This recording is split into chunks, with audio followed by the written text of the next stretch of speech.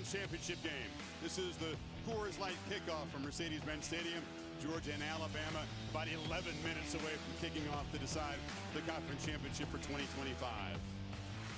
Our pleasure to bring it to you, Chris Fowler and Kirk Herbstreit. They like to say down here, it just means more. When it comes to this game, I think you could demand that it still means a lot, even though Georgia's a playoff lock and Alabama virtually is a playoff lock. Yeah, just talking to Coach Saban this week and even this morning on College Game Day about, Coach, this new era, the CFP. Tell me about this. He's like, this still is the game. Whether you talk to Kirby, Kalen DeBoer, all these fans in this stadium, the entire region, they point to this game still, and I can't wait to see these two brands going head-to-head. Winner might get a bye, right? That's important. Yeah. Teams are beat up. It was 10 weeks ago in Athens, Georgia. The Ty Simpson and the Crimson Tide get off to an amazing start. 2 14-play drives to build the lead here. They couldn't miss on third down. The defense came up big in the second half, and Alabama, after a disappointing season-opening loss at FSU, made a big statement. Yeah, I think this is a turning point game for Ty Simpson, for Alabama, to go into Athens against Kirby Smart and to get out of there with a win. I think it was a springboard, take a little souvenir with the hedges there. And I just think this is a confident team. I think Ty Simpson changed because of the third down execution that you mentioned. He was so decisive, so confident. And I'm going to see if he can get that going again against a defense from Georgia that is determined to slow him down and get out of his rhythm that he was in that night. Have to do it without Jam Miller, the top running back, injured in the Iron Bowl, that game-winning drive. He's a security blanket for any quarterback in pass protection. Kirk, other guys will have to step up because Georgia figures to change something from that first matchup and be a lot more aggressive. For the Dogs and Gunnar Stockton, well, they played in this game a year ago. It's 5th straight time. And Stockton, after Carson Beck left with an elbow injury, came on and sparked his team against Texas in the second half. Took this shot that we'll never forget. This shot will live forever right here. Boom. Off goes the helmet. He goes to the sidelines. They win the game with Etienne's touchdown run in overtime. Yeah, we didn't know a whole lot about him at that point, but obviously after getting a win, that created some confidence with the team around him. They really rallied around him. And here he is getting ready tonight to get into the SEC championship game in his first year as a starter, something he's dreamt about his entire life. I'll tell you, we've had him a lot this year. It's amazing how much he's improved. He and Mike Bobo as the play caller. This offense has really evolved. Balanced attack. They want to run the football, but his ability to make plays with his legs will be essential tonight. Kirk focus always here on the line of scrimmage, but Drew Bobo, their stalwart center, the veteran, out injured. It's been a struggle for Georgia's offensive line with continuity all season, but just when they were getting right, Bobo got hurt. Big challenge. That was the one mainstay, was him right in the middle, so him being down's a big deal. Coors Light chill performance gives you a thumbnail. Georgia has lost all 4 times they face Alabama here in the SEC championship game. They've lost 10 of 11 head-to-head, and Alabama has won 17 in a row in the city of Atlanta. All the legends, the legacy is on both sides. We cannot wait. Pepper Championship Week.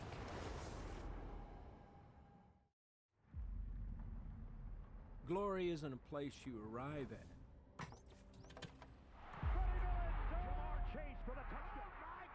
It's a road you travel. That should put the cork in the bottle. A road built on the weight of legacy, the names of legends, and moments that define forever. Every twist and every turn reminds you this is the toughest road in college football. These two teams find each other once again. For Alabama, this road has been traveled many times before, and now they walk it again, looking to reclaim what's theirs. For Georgia, this road isn't about arrival, it's about return. They're not here to find glory, but here to remind you who it belongs to.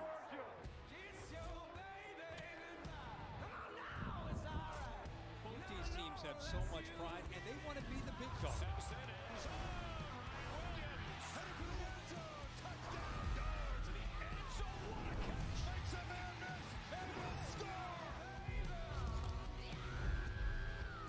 The most resilient team in college football, the Georgia Bulldogs. Jeremy Bernard, how about it? Roll down, roll down.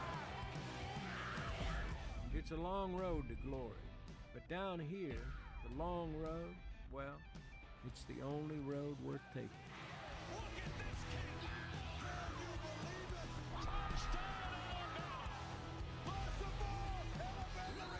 It doesn't promise the finish line, only the chance to keep going. Welcome to the SEC Championship. Well, thanks to Woody Harrelson. Now You See Me, Now You Don't. His movie in theaters now.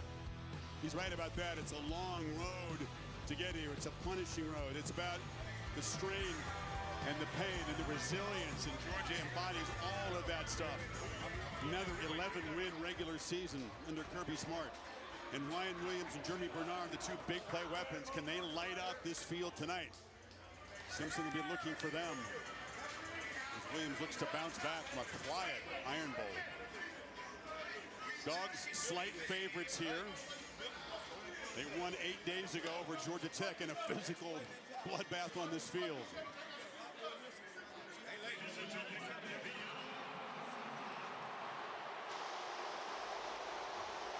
It's Alabama who actually comes out first.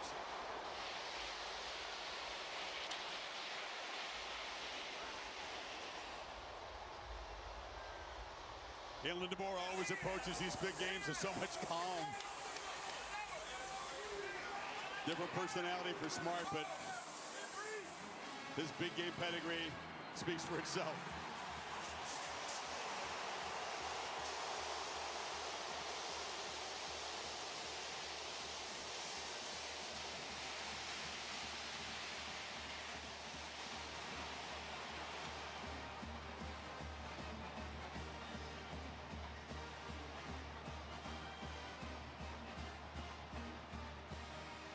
As intense as the regular season is in this conference week in, week out, it reaches a different level for this championship game. Yeah, totally agree. It's a different kind of juice, different kind of energy. You could feel it around the building the last day or two, and especially now as we get ready for the coin flip and get ready to get this game started.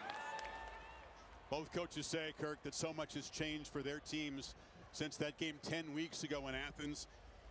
Players have had to emerge and step up. Younger players much more experienced because some of the veterans, frankly, have been casualties of that punishing schedule. No doubt about it. I mean, it's obviously a different, both these teams are different and matured and very familiar with each other. Veteran referee Dan Gotro in charge of this officiating crew tonight. Guys, let's go to him. Congratulations on representing the Southeastern Conference in the 2025 SEC Championship game.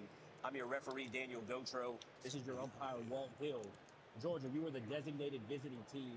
This side is heads, this side is tails. What is your call? The call is heads. It is tails. Which way would you like to kick?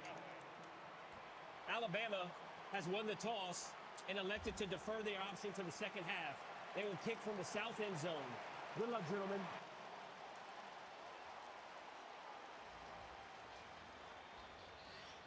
So we'll see this Georgia offense out first against the Crimson Tide defense. It's great to have both Holly Rowe and Laura Rutledge on the sidelines tonight. Let's go to Laura with Kirby Smart. All right, thank you, Chris. We're waiting on Kirby. He's right here. We're going to grab him. And, Coach, this game last season, you saw Gunnar Stockton thrust into action. He's still able to win the game. What's important for his success tonight, though? Well, a run game's important for it, him to get in rhythm, the other guys to play well around him.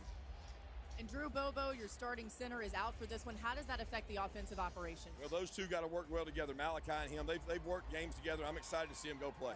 All right, thank you, Kirby. Thank you. Go Dogs. And Malachi Tolliver will get the opportunity as the starting center. They've spent a ton of time this week in preparation, going over the snaps and cranking up the crowd noise. We'll keep an eye on that tonight. Let's go to Holly Rowe with Kalen DeBoer. Well, Coach, this is your first SEC championship appearance. What's it like running out here with your team right now? Yeah, something you never take for granted. You know how much work it took to get to this spot. I'm excited to watch our guys play. Your two running backs are out right now. How will your young running backs not only successfully run the ball, but protect your quarterback, Ty Simpson, in pass pro? Well, they're actually a little bit different, all of them. So, they'll get their opportunities. I'm excited to go let them see them play. Thank you so much, Coach. We're talking about Jam Miller being out. Well, Daniel Hill will get an opportunity. He's just a sophomore, and behind him, A.K. Deere, a freshman.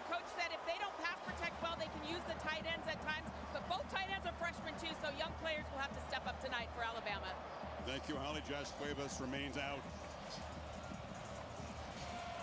Georgia football first.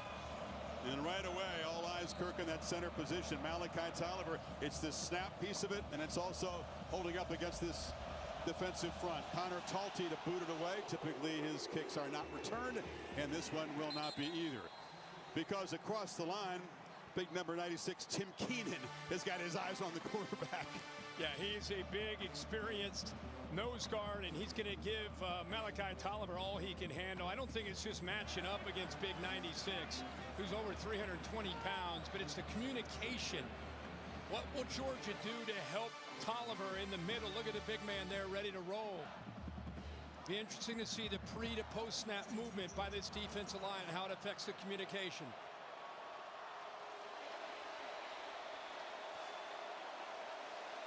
Nate Frazier is the starting tailback. Dogs will rotate. Stable of talented backs. Quick pitch to the edge. Zachariah Branch is the dominant weapon of this team, and his speedster rips off a big gain.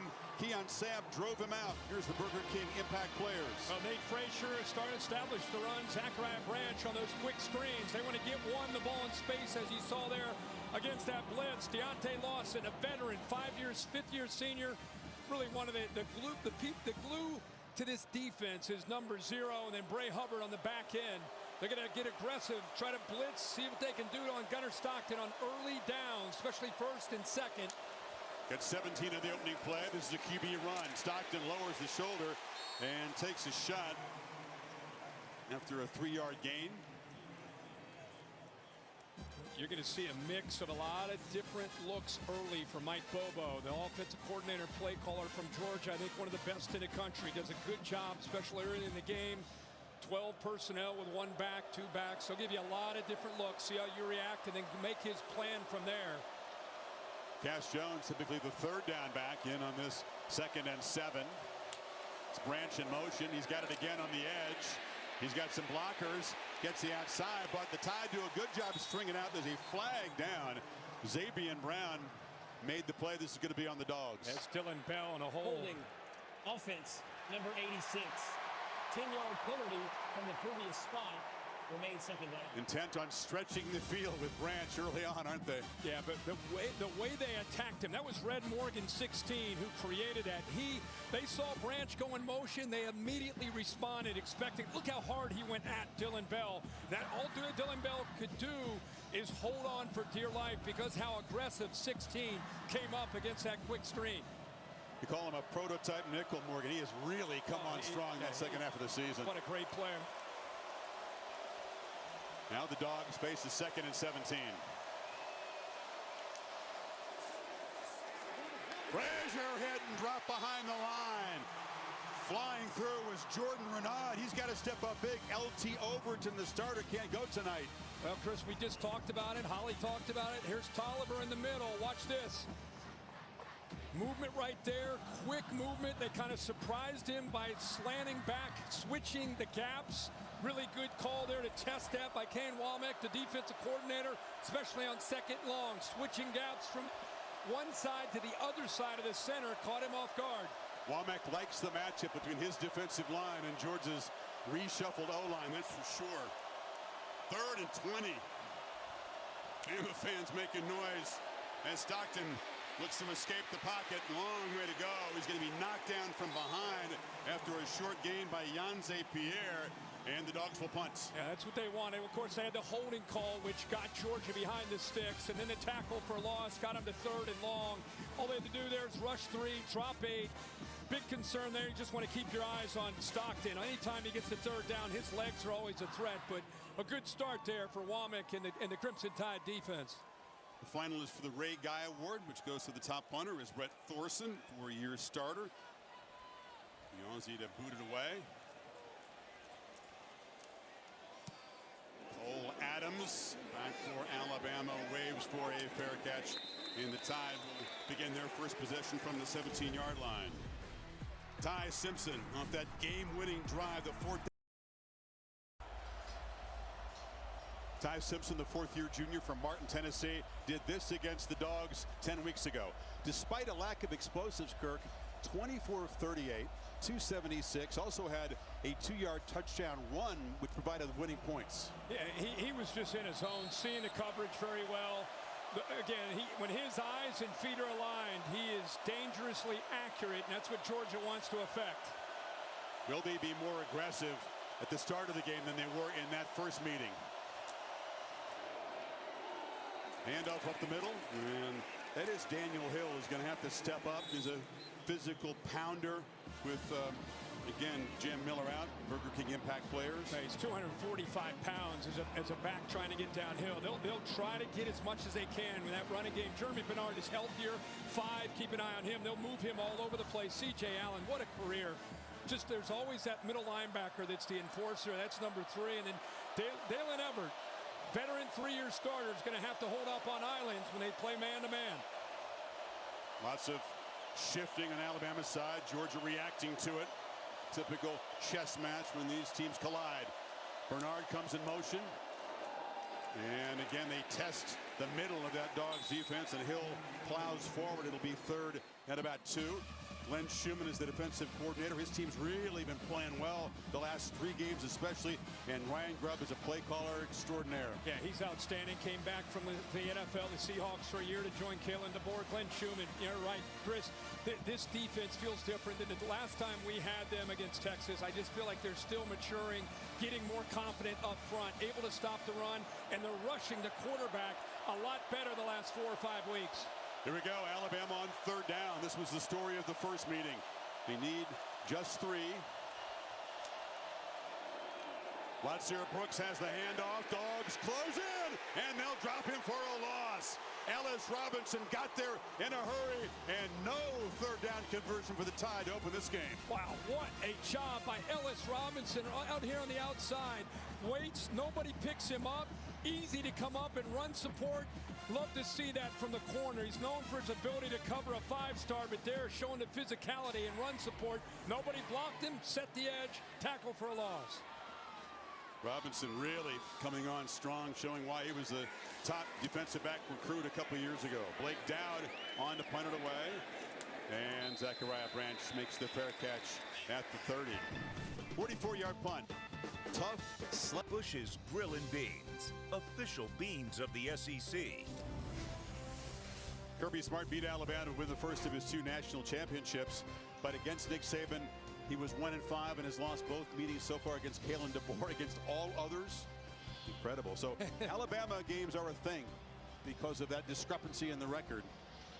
And Kalen DeBoer is trying to continue what Nick Saban obviously did against Kirby. It's a different era now without Coach Saban still on the sidelines. Josh McCray is the back. Dogs second possession. McCray goes out in motion. Stockton finds him in the flat. He immediately falls down after catching the ball and will lose 4. Down to Laura. Well, Chris, with Drew Bobo out as the starting center for Georgia, Malachi Tolliver with a tough task here, but Bobo is operating as a coach on the sideline, talking to Tolliver throughout any opportunity he can get, and joining Stacy Searles and recommending that they get set quicker as an O-line. So don't stand up and wait around, get set, and then you'll be more ready to go based on what this Alabama defense is doing. What they're doing right now, Kirk, is showing a lot of pressure, just standing up. They actually back out and rush only 3. Stockton underneath. Delivers a pass, and Nate Frazier takes a huge hit from Damani Jackson. Well, I think Kane Womack is trying to hurry up the clock on Gunnar Stockton on these early down blitzes. This time they show pressure, end up dropping, sitting back in zone. He's a little bit confused. He tries to check it down, but there's Alabama defenders. This is Damani Jackson, like you said, Chris, but right now a clear effort to affect the new center, Tolliver, but also I think come after Gunnar Stockton to hurry him up. Frazier being attended to. Already so shorthanded. Chauncey Bowens did warm up. We expect to perhaps see number 33 tonight. He did not play against Georgia Tech, missed a lot of practice, but he was a big part of the game against Alabama. 119 rushing yards in that first meeting.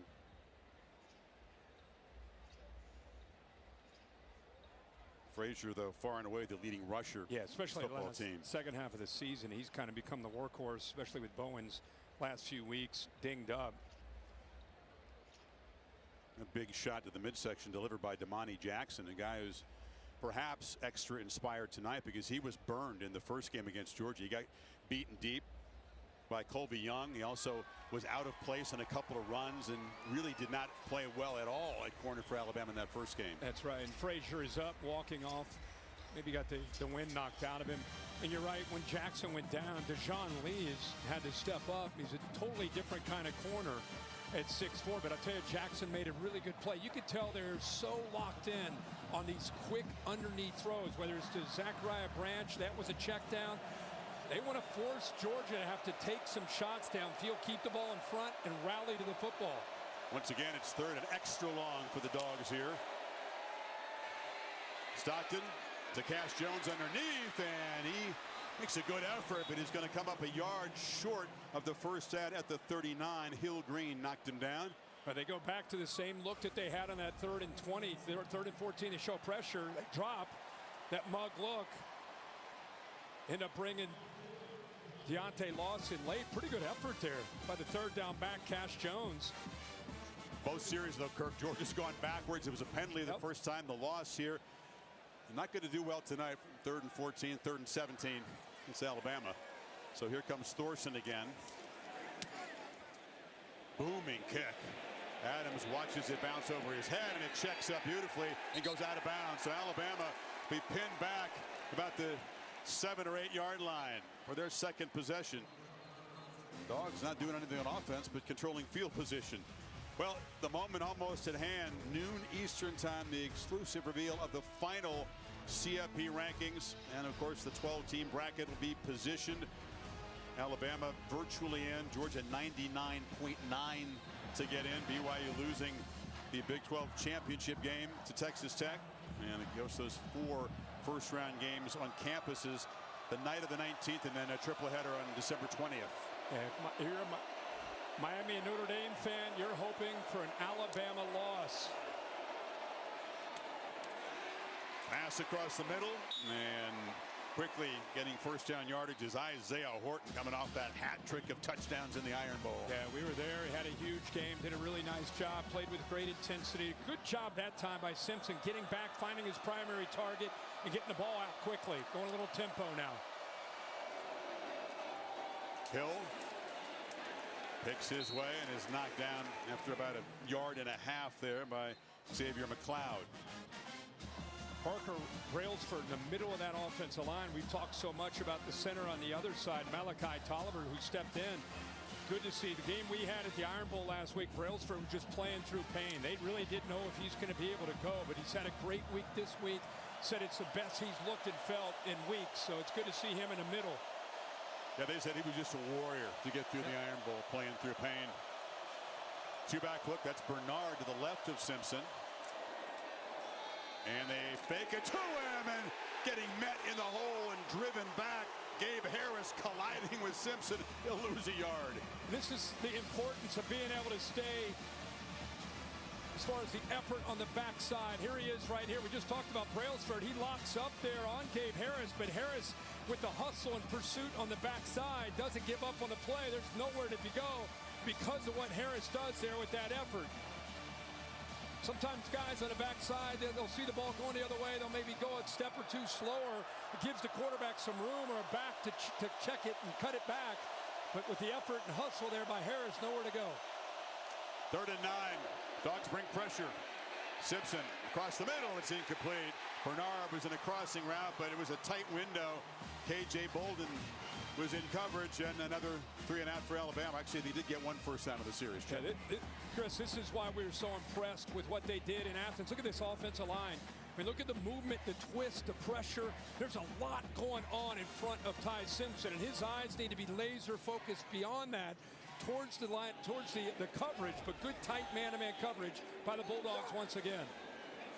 Don't look away with punts and field goals. Special teams plays is a rich history in the SEC championship game. Right on cue. Georgia with the block. Bouncing around and fielded inside the 25. Kirby Smart had a feeling a special teams play would come into play tonight. And getting his hand on it was Cole's spear.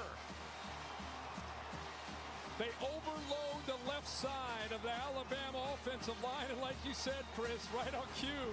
Good call. He comes clean.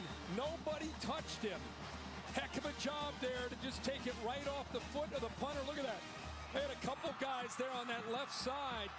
He's able to come free. Kirby 17-0 when he blocks the kick. Can the offense take advantage of great field position at the Bama 21? They blocked a punt way back in August against Marshall in the opener. This is a much more significant block as they're set up on the edge of the red zone here.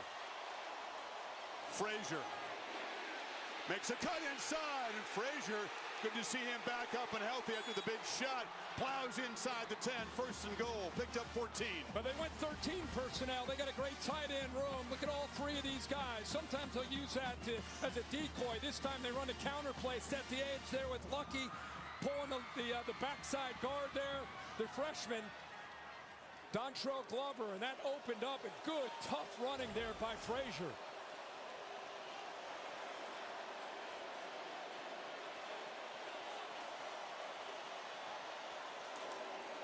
Frazier again. Deep handoff and penetrating quickly off the corner with Xavier Brown. Met him for a short loss. London Humphrey, 16, coming right to you. He should have worked around that traffic and made that block there on Brown, but instead he got caught up with a little bit of penetration on that left side, so he's unable to pick up Brown. So good job there holding the edge by the Bama defense. First one of the situational red zone trips tonight. She'll be so decisive. Bell takes a handoff, fights down near the goal line. He'll be knocked down a yard short. The versatile ex-South Carolina Gamecock. Had kind of a quiet year. Yeah, he really has, Chris. He's a running back that plays receiver. It's a power read. Depending on the look, the quarterback can pull that and get underneath behind the backside guard pulling, or you give it. Here he gives it to Bell with that read and got him close. Now it's 3rd and goal.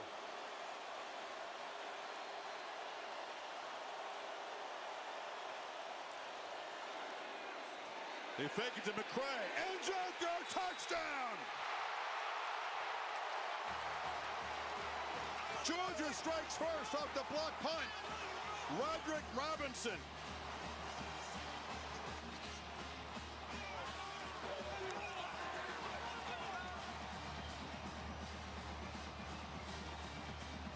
And I talk about Mike Bobo quite a bit and some of the play calling and the looks that he gives you. The fullback, he's really a running back lined up as a fullback, lost his footing initially, but with that 13 personnel, 3rd and goal at the 1, Bobo gives him a look. Look how fired up he is after that call. He gave him a look as a run, play action, boot the athletic gunner Stockton around the edge and find the open back out of the backfield. So the seldom used Roderick Robinson from San Diego. Touchdown set up by this block punt. Dogs fly in there. Get set up at the 21 and take 4 plays to punch it. It's Georgia on top in Atlanta. Atlanta, where Alabama believes they're the kings of the town. 17 straight wins here, but down 7 early as Georgia gets the block punt, and the first career reception for Roderick Robinson is a 1-yard touchdown. Here's Cole Spira, guy who's kind of a special teams specialist. Yeah, I mean, a couple guys you just don't see a lot of times making plays, but what an effort there. But look at this. Robinson has 12 snaps all year. They line him. He's a running back lined up as a fullback. Completely surprises the Alabama defense that he's in the game and lined up at fullback of all spots, and he's able to sneak out virtually unnoticed. They're out into the flat, so another brilliant call by Mike Bobo, and they get their first touchdown off of that punt. One of the guys having to step up with Miller out is A.K. Deere, number 0, the true freshman tailback. He's got the ball, and Deere was a freshman out of Mississippi, met by Raylan Wilson. Short gain. It's interesting to watch them trying to establish the run. You know, I mean, that has not been a strength of theirs all year. They 70% of the time they throw the football. They are a team that'll just kind of remind you that their run game is there.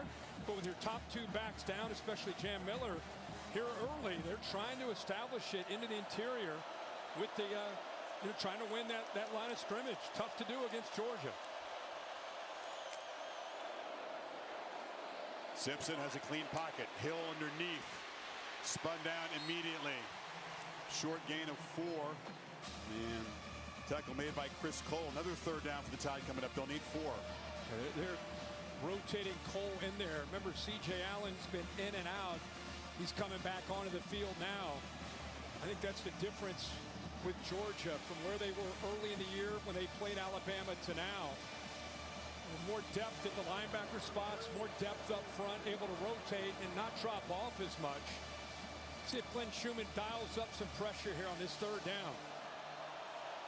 Tied up to that phenomenal start in the first meeting in Athens. 0 for 2 so far tonight. Bernard in the backfield along with Caleb Edwards, the tight end. Pressure comes. Simpson gets it out, and it's Ryan Williams who makes the catch and is still going. Number 2 is loose and will just tap dance out of bounds in Georgia territory. He caught the ball in traffic and evaded the tackle of Danilo Jones.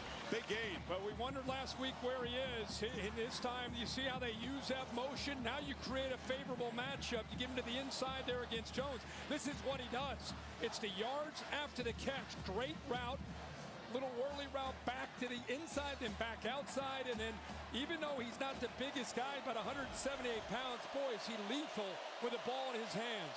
Georgia fans don't want to see Williams catching the ball and spinning. That's what created that touchdown a year ago that beat him in the regular season. Simpson, deep drop on first down, downfield throw to Horton. It's incomplete. Went up high to get it. He was well defended by Ellis Robinson. Boy, Ellis Robinson, we saw that big play he made in run support. This is really what he's known for. I was wondering if he got a hand on his football. He kind of worked through it. I think that just kind of came off of Horton's hands.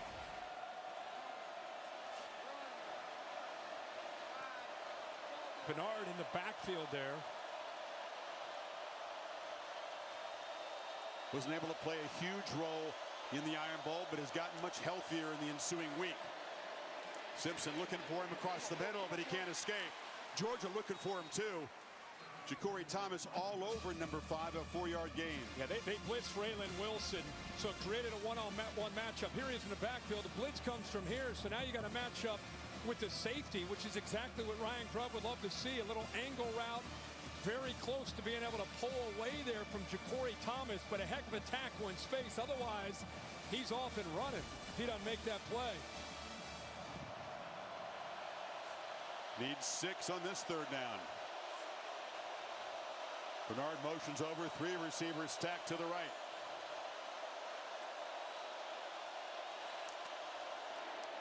Simpson looking that direction, now back across the middle, high throw, intercepted. Picked off, Dalen Everett for the Dogs with a stiff arm.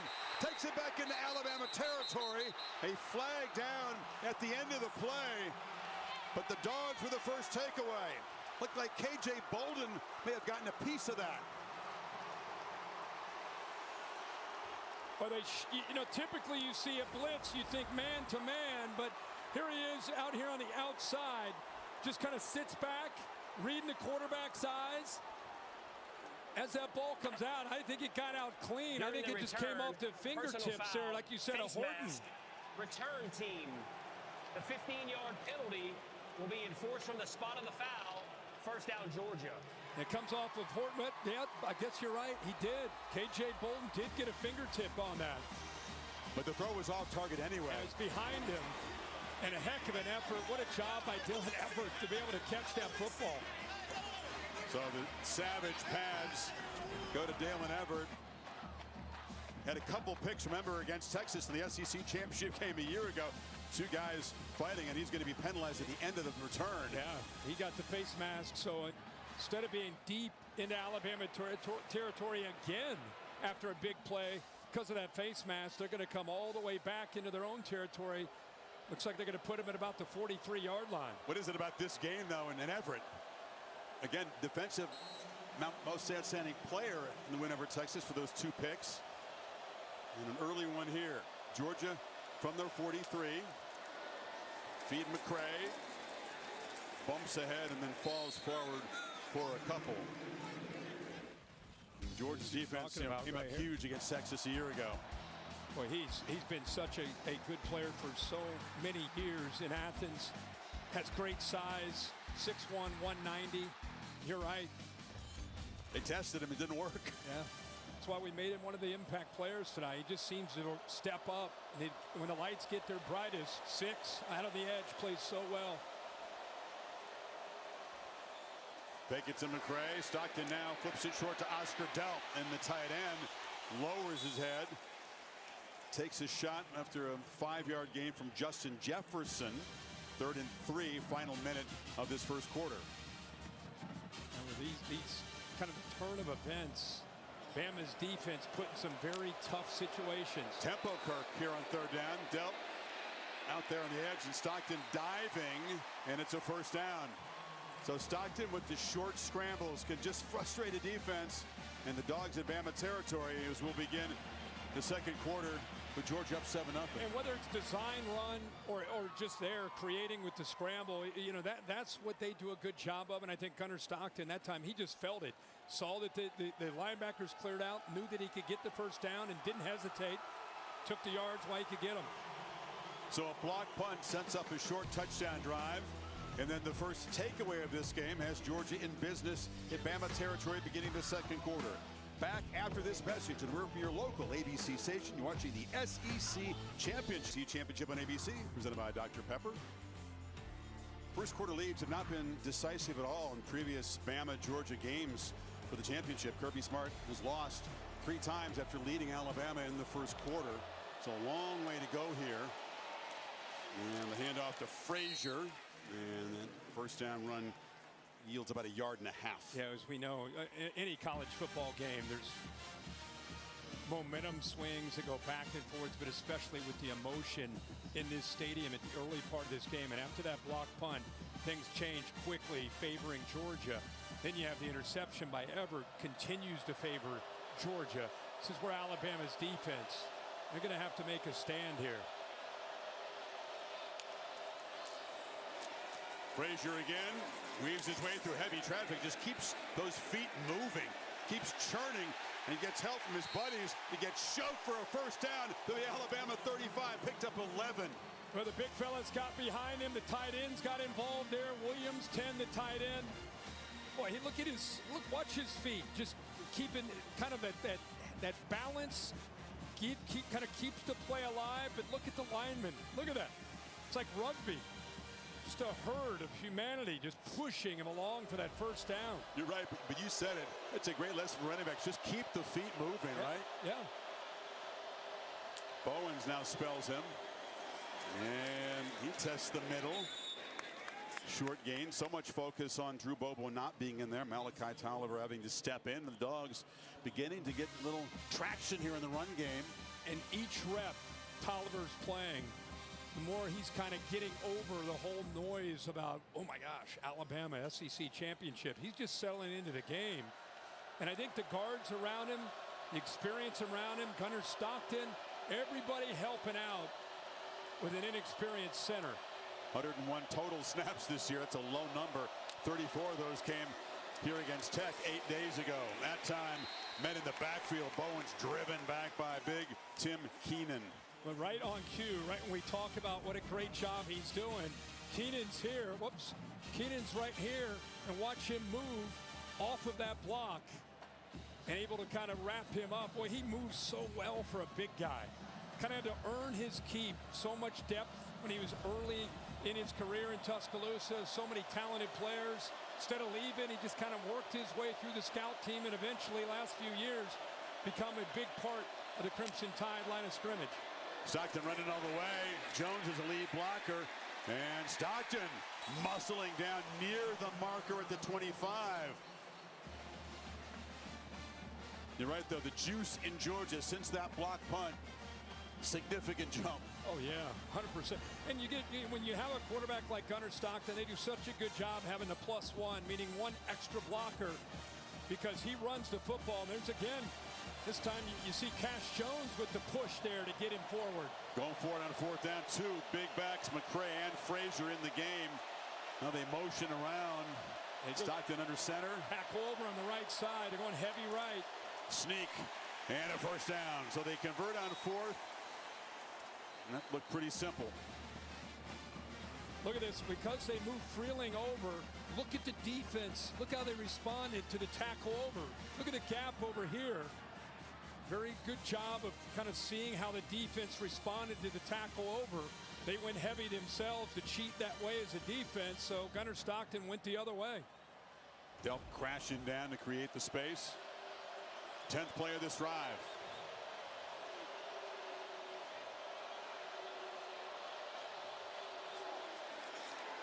Gunnar on the move, flips it short. Ooh, taking a big shot again was Nate Frazier. Yanze Pierre delivered a shot, and again on a pass reception. Number 3 taking the lumber. What you think about Pierre? This team is desperate for a pass rusher. He kind of emerges throughout the years. They're by far their best pass rusher. And now you see his versatility. You drop him, he shows pressure, then you drop him out in the flat. He's able to make a play out in space like that. Frazier can take a punch, we know that. From the pocket, deliver, Bell. Down the middle, Dylan Bell stretches to the 4, Dogs on the doorstep. Well, we just talked about Pierre and what a great pass rusher he is. He's right here lined up as a backer. Watch Gunnar Stockton, looks left, comes back, and right between Pierre, he kind of moves in with his eyes. And Lawson, nice window, puts it right on a line to Dylan Bell. And we talked about Bell's skills. He can run after the catch, does a great job there inside the 5. Dogs with 3 tight ends. Alabama making late changes in personnel for this 1st and goal play. Frazier, no, hit for a loss. Quick penetration by big James Smith. Kai Hill-Green, Colorado transfer, joining him there. 2nd and goal. Yeah, they just slanted that direction. Good job of rolling the dice there by Kane Womack. Blitzed off that right edge, slanted the defensive line that way. Worked out perfectly, able to shoot a gap. It's Josh McCray, who'll motion back in. Again, Alabama with fresh troops for this 2nd and goal play. And a false start there. Looked like Lawson Lucky, the tight end, coming in motion. Yeah, he got out a little bit early. Now we got some pushing and shoving with McCray and some of the Bama players. False start. Offense, number 71. 5-yard penalty. Remains 2nd. Well, they flagged Ernest Green. He was on the right side, 71 and 7. Kind of get out a little bit early there.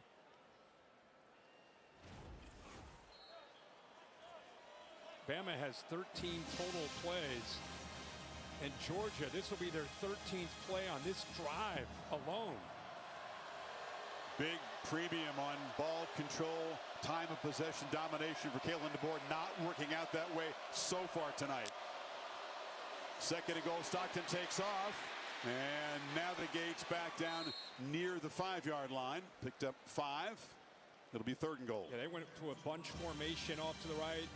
Tendency is when they give that look, it's just a quick throw out to Dylan Bell. He kind of flashed that, but his quarterback draw the whole way. Just trying to get Bama's defense out of position. But they weren't too fooled there. Did a pretty good job of rallying to the ball to set up this 3rd down. It's a big play for Bama's defense. Big opportunity here for Georgia to go up by 14. If they can execute, put it in the end zone. Branch is in the slot. So is Lawson Lucky, and now Zachariah comes across in motion. Surveying, end zone, touchdown! Dylan Bell! And the Dogs with a long march to build their lead.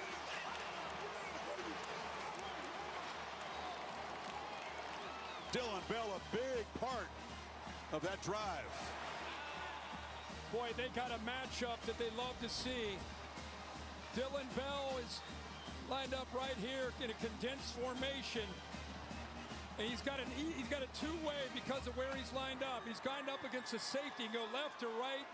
Gives him just enough of a head fake there at the top of that route. Works to the inside. And how about the accurate throw by Gunnar Stockton?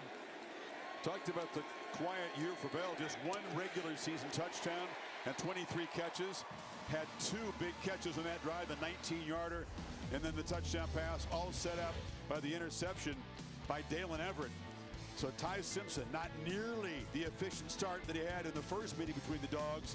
Now they have to come from 2 touchdowns behind midway second quarter. It's ramped up tomorrow when the rankings are revealed and the bracket is all set up. Look at that. All 3 drives, 13 plays. They've been running the ball a lot. Kind of surprised me so far how much they've been determined, almost bullish about running the football. They really haven't been that kind of team most of the year.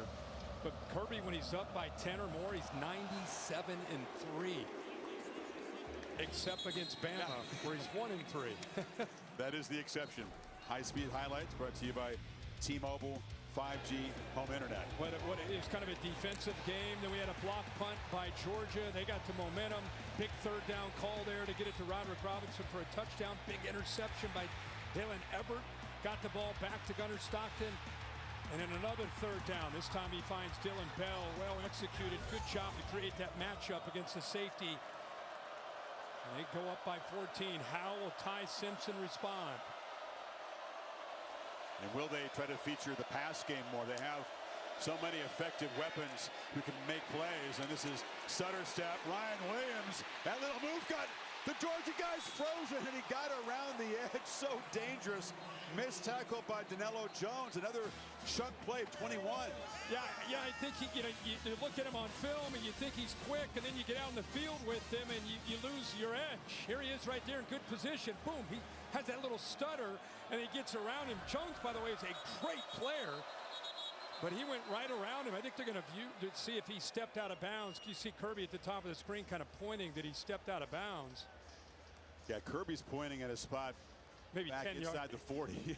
Yeah. The previous play is under video review where the runner stepped out of bounds. Obviously, Williams is so twitchy. He's also got the long arms, and he can be hard to corral. He's effective with the stiff arm. Let's see again where that foot went out on the paint.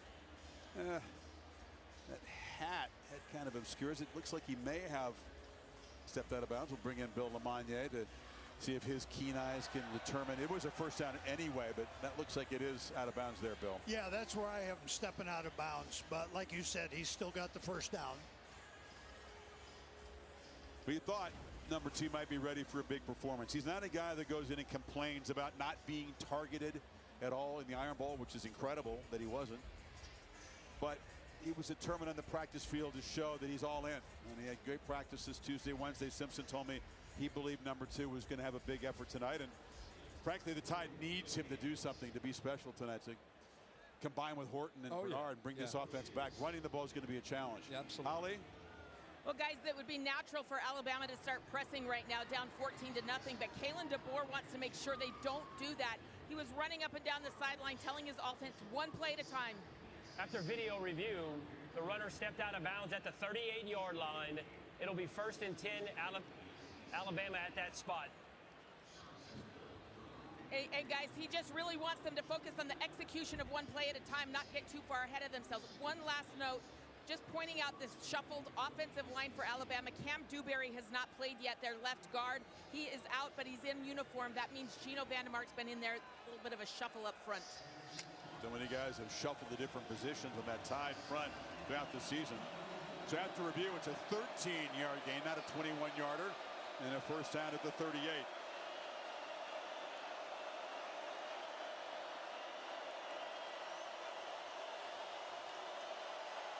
Two on the play clock.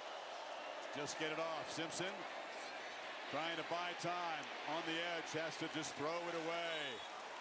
Boy, nobody open early. It's such a different feel than the game in Athens, where Alabama was dictating things as an offense. They would get the third down. They hit their first 8 third downs. They protected. They ran crisp routes. They had separation. Back then, Ty Simpson, he was getting the ball out accurately. They're just not quite in sync yet against a much improved Georgia defense.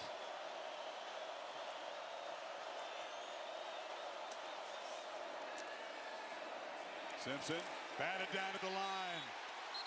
Reaching up and swatting that away was Pentavious Johnson. 3rd and 10. Yeah, what's the difference, right? I mean, what's the difference? I think the difference is they're better up front. They're more physical against the run. They're rushing the quarterback better these last few weeks. There's 33 Johnson getting that left arm up to knock it away. And here we go again with another 3rd down. They're 1 of 4 so far on 3rd down.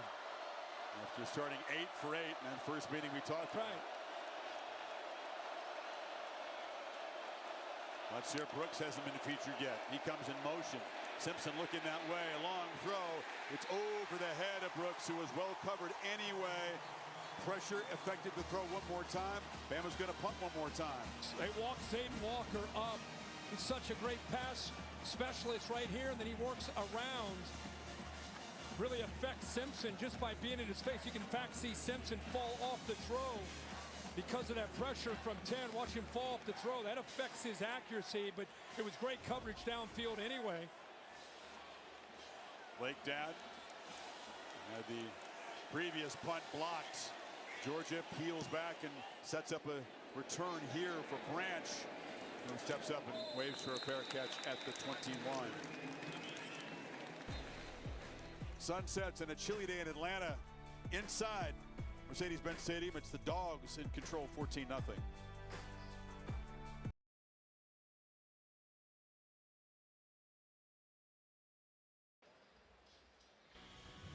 AT&T with the CFP rankings. Texas Tech routs BYU, wins the Big 12, and in all likelihood secures a top 4 seed. 13 tackles for Jacob Rodriguez in that game. Yeah, what a great year he's had. BYU losing by 34-7. They already lost big to Texas Tech, so that's twice they've lost to Texas Tech. And I think even though it's a bonus game for them, I think the committee set themselves up for the BYU potentially getting beat like that to slide underneath Miami, which should be interesting tomorrow to have Miami and Notre Dame. But I think they could be side by side, which is what Miami fans have been crying for them to become head-to-head. The writing was on the wall, in my opinion, when Tuesday night's rankings came out, and now we'll wait to see what happens tomorrow. Bell on the handoff, and Dylan Bell, ooh, dangerous, found a crease, burst forward for 12 and a first down. Yeah, Bama loses the edge there. I mean, again, when you're prepping for Georgia, you know on early downs that they're going to run the ball out in the perimeter, and they're going to throw the quick screen out of the perimeter. They give you that look. There's just nobody out there on that edge of the defense. They lost the edge. Easy yardage that time for Bell. Georgia, 3 tight ends in the game. Stockton from the pocket checks it down. Frazier going to be spun down by Damani Jackson after a short gain. Picked up 2. Lawson Lucky so important. These guys as receivers, as run blockers. First of all, nobody recruits and develops tight end like Georgia does in college football, right? There's 6 of them in the NFL. I agree. Yeah, 2025, Notre Dame's done a great job over the years, but right now with what they've done, the players they have, as you said, currently in the NFL, the depth that they have in this room, this could be the best tight end room, I think, in college football this year. They use them all. Haven't seen Elias Williams, the super talented freshman, get involved yet.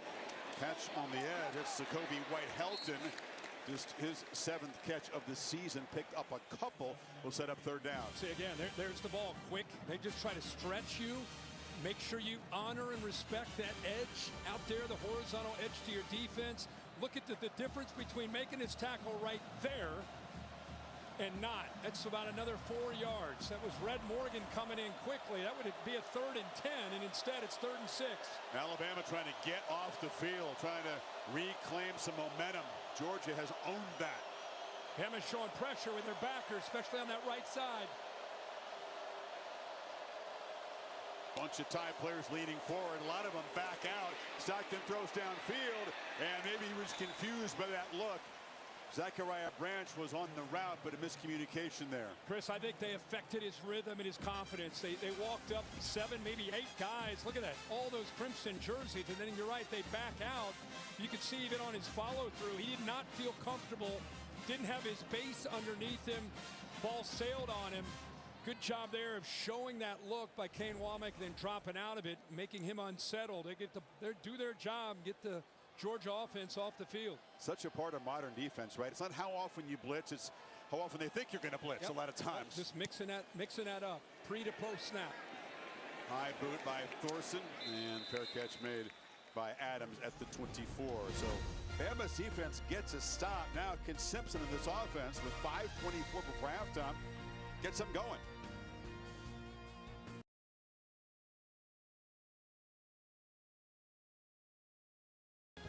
Who's going to be on target at halftime in those Dr. Pepper cans?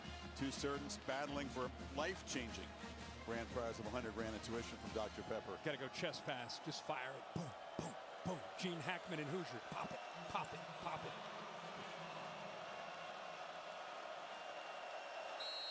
I don't know about chest pass, but Ty Simpson's trying to get the forward pass going here. It's been a struggle for Alabama. Have not been able to run it well without Jam Miller. Would have been hard with him. And the Dogs' aggressiveness is troubling the quarterback. First down, they test the middle. A.K. Deere knocked down after about 2 yards. They continue to try to run the ball. Keep in mind, one thing Georgia likes to do, they like to keep Bolden 4 and Thomas 20 back as much as they can, especially in obvious passing situations. So if you have a too high safety look, what do you do against that? You got to run the football.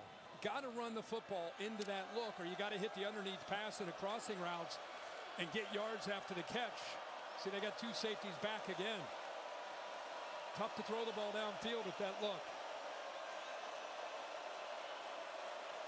Williams in motion, has the handoff. Spin move. Ryan Williams still eludes people. He's got to jump in his step even more so than usual tonight. He's so dangerous. We saw that last year a lot. There's a great spin move there. It's still going to be short of the first down. They need to get something going here. First game of the season, 0 points in their first 4 drives. A punt, blocked punt, interception, another punt. Only need 2 on this third down. Feels important. Oh, it's a low throw. Daniel Hill was out there.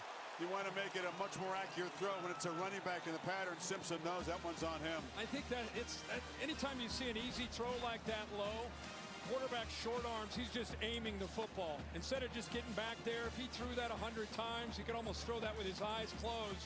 But when you're forcing things and you're trying to be perfect, you start aiming. And I think that's what got him there on that 3rd and short. If he puts that on the money, it's an easy first down.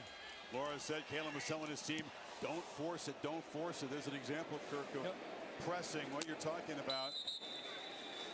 It was an easy opportunity to get the drive going. Instead, Georgia has 3:59 to work with before halftime. 10 a.m. Eastern tomorrow, Sunday NFL countdown, and then Monday Night Football. Eagles with all those former Georgia Bulldogs and the Chargers, ESPN2 and Disney Plus, and the Monsters Football Fun Day version of the game. Monsters Inc. World.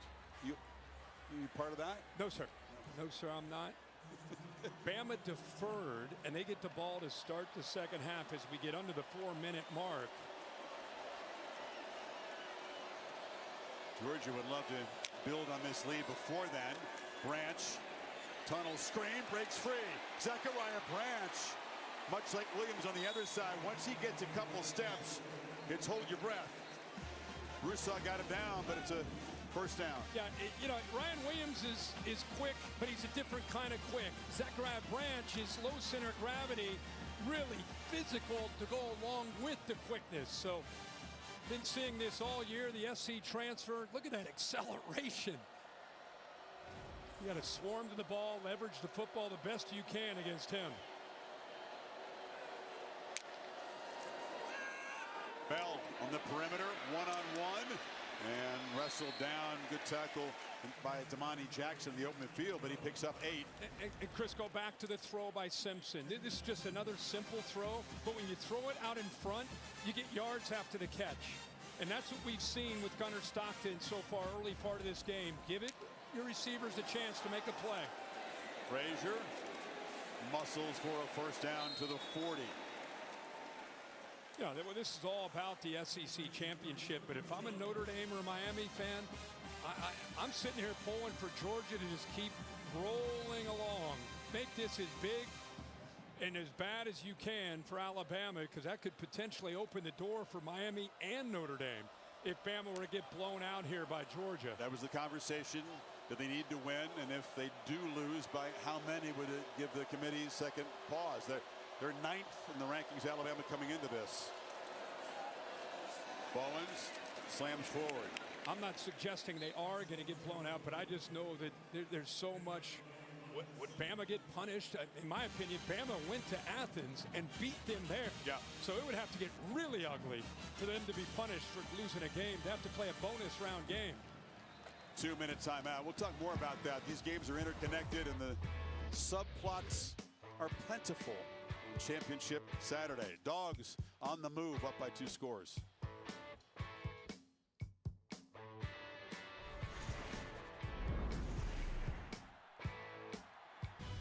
Everything under the watchful eye of the Baker's Dozen, the 13 members of the CFP Selection Committee. Watching in Greater Dallas, Grapevine on the hotel there. A lot of experience in that room. And, yeah, you know, you can win and reverse or remove all doubt if you're Alabama. If you lose, you may have to sweat. Stockton on the move. And he was running all the way. Ducks down after about 4-yard gain. Talked about the teams that are sort of on the bubble. Alabama at the moment 10-2, same record for Notre Dame and Miami. Miami with the walk-off field goal to win the season opening game, and Notre Dame 10 straight wins since then.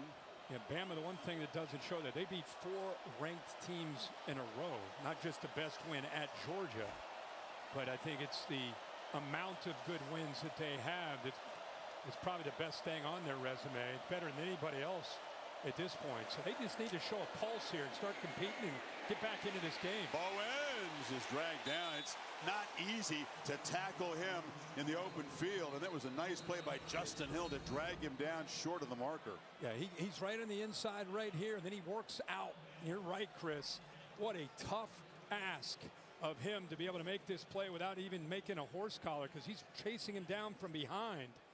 And he kept him short of the first down marker. Boy, the strength it takes to do that. Bowens is a big 225-pounder. It creates a 4th and short here.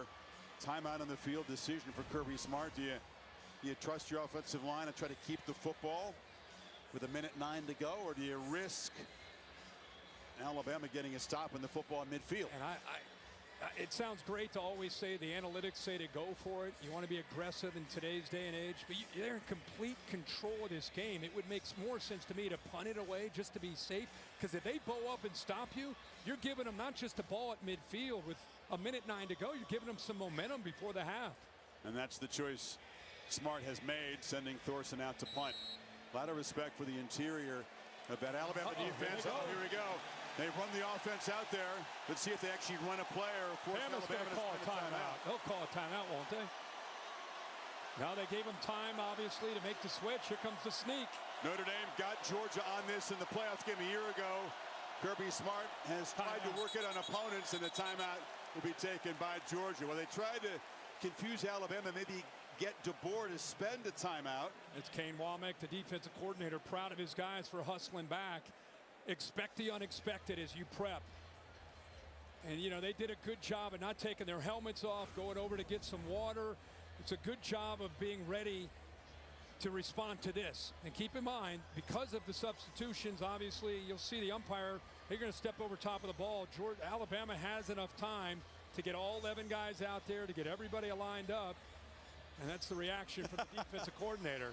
Yeah, they tried to get us and we wouldn't bite. That's basically what he was saying if you read his lips. But now they're going to bring Gunnar Stockton's going to come out. I mean, Kirby Smart's going to get aggressive here on 4th and a half a yard. Big moment. Huge. Neither coach has been afraid to take risks. That's clear. Can Bama somehow get a stop, take over in midfield, or the Dogs trying to add to this lead? That's Delp who comes in motion. Handoff, McCray, the 240-pounder, plows forward, makes it with ease. First down, Dogs.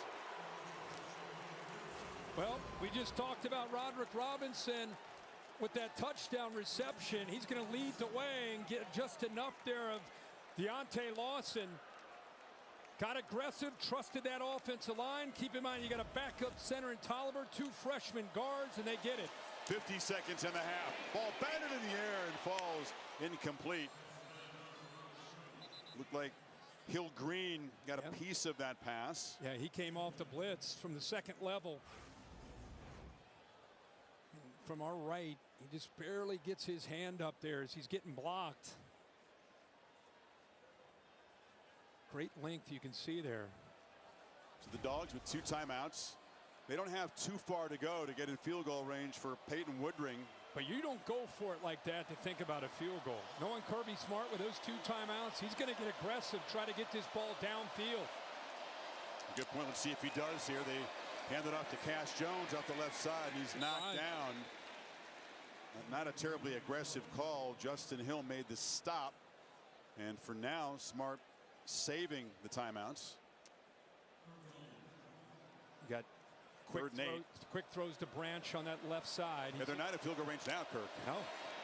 Pressure comes. Stockton has to throw it away. And they may have squandered an opportunity. Jordan Renaud got there. And Alabama. Chris, I don't know if he got outside of the tackle box. See if he did. Quarterback was outside the tackle box. Okay. And the ball crossed the line of scrimmage. Yeah, that was what, there was a reaction from Alabama thinking, hey, did he get out?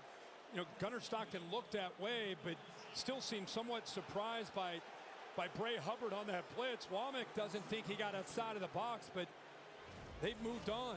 They've been right on the edge with that. If you're on the edge with it, you're going to give the quarterback the benefit of the doubt. Either way, it's 4th down and Thorson on the punt. I tell you, they were not terribly aggressive as we thought they might be. Yeah, I thought they really would attack. They go for it on 4th down and then really don't kind of sat on it there. Kirby questioned a bit for some clock management at the end of the Georgia Tech game here 8 days ago. Weren't terribly aggressive trying to add to the lead that time. Played a little slow. So with 15 seconds to go, Tim Tebow, the last quarterback to beat Alabama in the city of Atlanta in the SEC championship game in 2008. That's they won 17 in a row since Tebow and the Gators got him here in the 08 championship game. And then they came back again in 09, and Tebow had another opportunity against that Alabama team. That was Nick Saban's first SEC championship, and went on to win a national championship against Mack Brown in Texas that year. So the Capital One halftime report. You know, Tim, Roman Harper, Jordan Rogers, Laura, just 15 seconds away, and what they'll have to talk about is Alabama needing to regroup and reboot from the end zone. Flags out as the catch is made by Marshall Pritchett. And he submarined him there with Chris Cole. That's going to be a personal foul on Georgia. He'll get 15 yards on top of this completion. Good to see Ty Simpson get up. He got hit down low beneath the knee. There are 2 fouls on the play, 1 on each team. Personal foul, hands to the face, offense number 64. Personal foul, roughing the passer, defense number 9. The fouls will offset, remains first down. Now it figures with 8 seconds to go, Alabama will run one more play and then talk about how to change things around in the 3rd quarter. That's the obvious call. Then on the right tackle, the true freshman, Michael Carroll. He's up at the top of the screen. You see the head go back of a Georgia defender. And now Alabama's just going to shut it down. No running game, just 18 yards. Before that, kneel down. And 71 total yards of offense. The Dogs defense suffocating. Touchdowns set up by a blocked punt and an interception. And it's Georgia trying to beat Bama for the first time in an SEC championship game, up by 2 scores. Laura has Kirby Smart. All right, thank you, Chris. And Coach, you know as well as anyone, no lead is safe in this game. How do you hold on to it in the second half? Play really good defense. Hang on to the ball and don't turn the ball over. They're really good at getting turnovers and win the line of scrimmage. I mean, you got to win the game up front, and we need to win the game with the line of scrimmage. All right, thank you, Coach. Thank you. Let's go to Holly Rowe and Kalen DeBoer. Well, Coach, you talked about the importance of time and possession. What can your offense change just to sustain some drives and get some momentum? Yeah, there's a couple easy plays. We just got to make those, and obviously the takeaway, is big, and we've given them field position 2 times. That's where the 14 points come from. What do you say right now? Keep playing. We get the ball to start the half, and it's a 4-quarter game for a reason. Thanks, Coach. Yep. No panic, but Simpson to nothing but No lead has been safe in this head-to-head, and Kirby Smart knows that very well. Against Alabama, when leading in half, he's 0-3, and that includes the national championship game in this building when the Dogs were dominant, led 13-0. Remember, before Nick Saban made the quarterback change, bringing on Tua Tagovailoa, came back and won it in overtime. The IHG Hotels and Resorts first half stats brought to you, and this is a similar stat line for Alabama's offense as that championship game years ago. When they made a switch. Yeah. Obviously not going to do that tonight, but they do got to get their passing game going. They tried to run the ball, averaging 1.9 yards a carry. They've got to obviously, at this point, down 14. This is where they're going to have to rely not just on Ty Simpson, but the offensive line to do their job, and more importantly, the receivers.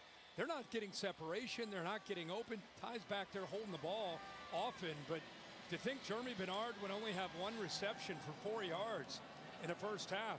Their most versatile weapon, no parts so far. But Georgia's defense now in the last 14 quarters has allowed a total of 22 points. That includes games against Texas and Georgia Tech, which have been lighting it up on offense, and of course the first half here against the Crimson Tide offense. Yeah, this has been an offense just trying to find an identity in the first half. By the way, a lot of this has to do with good Georgia defense. Bolden there with a fingertip touch. Everett with the big interception here on a 3rd and short. Simpson just trying to be perfect there and aim the ball. He's got to try to, they got to find a way. Ryan Grubb's got to find a way to get Ty Simpson in that zone that he was in Athens. But it's a very different Georgia defense, playing much better at all 3 levels, much more connected, much more physical, and much more aggressive in their approach. See if they can finish the job. Play fake on first down. Simpson on the move. He's got Latsier Brooks. I mean, look at that. Talented wide receiver, but nowhere to run as Rashawn Dinkins ran him out. I mean, there's just nowhere to go. And again, Jenkins was the guy we talked a whole lot about, you know, the last time these teams got together. That time he's in right now is kind of that nickel. They've got some injuries at that spot with Aguero down. Aguero not really healthy with it as a club, so showing the depth, right in position, no yards after the catch. Big goal of Georgia today. Saw Ryan Grubb so often he can look one step ahead of the D coordinator as a play caller. He was at times in the first meeting, not tonight. Simpson backs up, pressured, retreating way back inside the 10 and just launching on the sidelines, incomplete. Ran out of time, Kirk, and then really ran backwards, at least avoided a monstrous sack. Yeah, they brought a couple blitzers here and here with Thomas, the safety coming from that 3rd level. Good job of being picked up, but you can see on the left side there, Proctor, the left tackle, he gets pushed back into the face of Ty Simpson. Simpson was just trying to get out of the pocket to get rid of the football. It's a 366-pound tackle getting shoved back into the quarterback. 3rd down has been a problem. It's a problem here. Simpson's going to be sacked. Ja'Cory Thomas, safety blitz. The Dogs defense starts the 3rd quarter the way they started the game. I mean, Glenn Schumann and Kirby Smart, boy, they have a plan. They show blitz here, they drop. They end up coming from both these same blitzers as the previous play. Wilson, the linebacker, Thomas, the safety, just don't quite have the numbers to be able to pick it up. And a heck of a job there by Georgia. Boy, just setting the tone to this second half with a 3 and out. This defensive resurgence, not unexpected because of the brilliance of Smart and Glenn Schumann, but this was a team that was diced up by Tennessee, Ole Miss, Alabama in the first game, and has been suffocating. Zachariah Branch has room to run. Branch dives down near the Alabama 40. And Georgia set up in beautiful position after the sack and the punt. Well, they could not have designed this any better. This is what you missed if you're just tuning in. A block punt in a fairly low-scoring game early. Georgia able to capitalize, able to throw a touchdown pass to Roderick Robinson. There's the tip ball that was picked off by Everett. They turned that one into a touchdown, so they're up 14. And really felt even bigger than being up 14. Looks like Justin Jefferson walking off the field after that punt, being helped off the field. A heavy limping. Important part of the linebacking core plays special teams. And now again, it feels like Alabama's defense is up against it to avoid going down 3 scores. Totally agree. With the way their offense is playing, they just cannot afford to get down 21-0 right now. 24-yard return by the electric Mr. Branch. Frazier. Short gain. Does Georgia look like a football team that you want to see placed across the bracket from your favorite team when it comes out tomorrow? No. I mean, are you kidding me? No, the way they're playing D right now. Hey, that's a credit to Kirby Smart, Glenn Schumann, the entire offensive and defensive staff. In this world of NIL and portal, you know, it's sometimes tough to develop guys, but this team has clearly been through a lot, and they sure have grown up, playing their best ball late in the year. Stockton pump fakes, now checks it down, and quick short completion to Frazier. Resilience, you know, hard to kill because they have fought from behind so often, and that resilience, boy, how important is that when you get to the postseason, having to come through tough times? Ohio State, that was battle tested a year ago. They made their run. Yeah, it's tough to go through those tough times.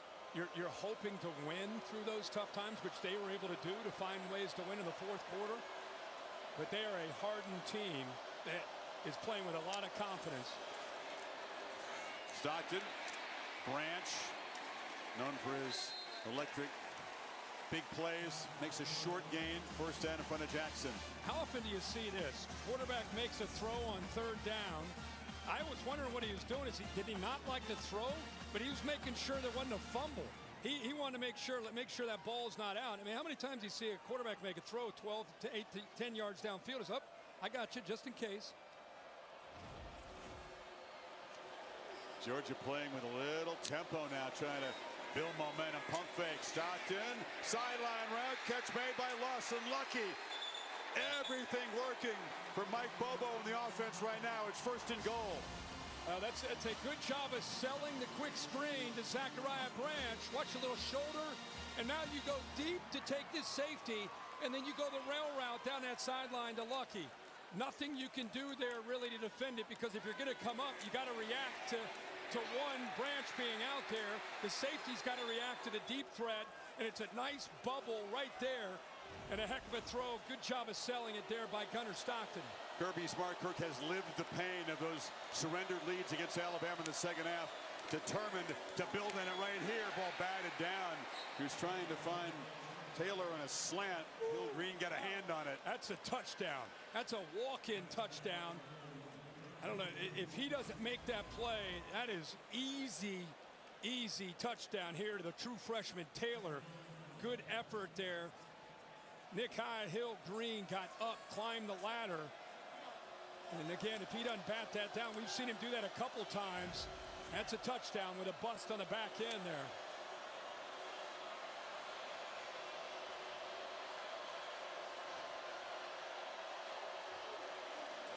Frazier on second and goal. Off the left side, touchdown Dogs!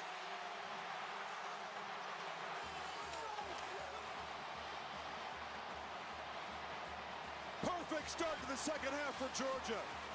Sack, force a punt, short field, punch it in.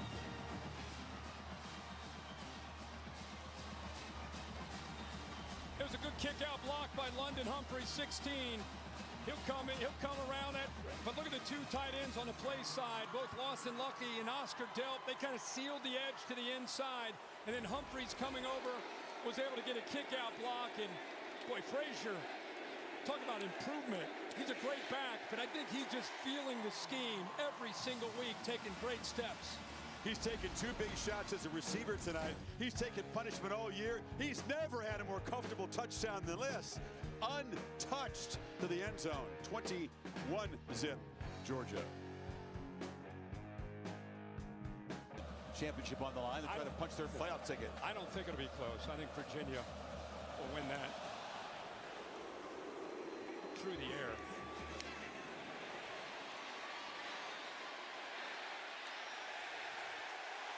Helmet ripped off. Natsir Brooks on the return. Big picture. ACC champion to get one of the final two CFP spots. Tulane punched their ticket. Knocking off North Texas. JMU, Sun Belt champion. Duke, even with the win over Virginia tonight, may be on the outside looking in. They have 7 wins coming into the game. And Duke has no shot at getting into the CFP, and they shouldn't at 7-5. If they win a ACC championship, that's a great accomplishment, but they'll not be in the CFP. Congratulations to Boise State, another conference championship. Bama backed up at the 13. Backed up 3 touchdowns. Again, a first down run. A.K. Deer off the left side. And the freshman wrestled down after a short game by Raylan Wilson. Laura. Well, Chris, as you know, Kirby Smart's big emphasis this week was winning third down defensively. He remembered that first game they played against Alabama, where Alabama was 13 for 19 on third down. Tonight, 1 for 6. Totally different deal. And Glenn Schumann has consistently emphasized this on the sideline, win third down to his defense. That's a good point, Laura. They're winning first and second down, too. Exactly right. Which is putting them in third and long situations. Simpson really eager to avoid another one of those right here on 2nd and 5. Little confusion. There was no one to hand the ball off, and he just slides down. Wow, things are getting worse by the second. Keep in mind, you're playing with a freshman back. You got Daniel Hill, 4. He's got some experience, obviously, but 0. A.K. Deer probably has a very bright future, but he miscommunication there with he and Ty Simpson. Boy, 62 total yards of offense, 4 first downs, 1 by penalty. Better off throwing it away right there. He took a 5-yard loss, and here comes another one of those third and longs. And here comes the pressure. Comes a blitz.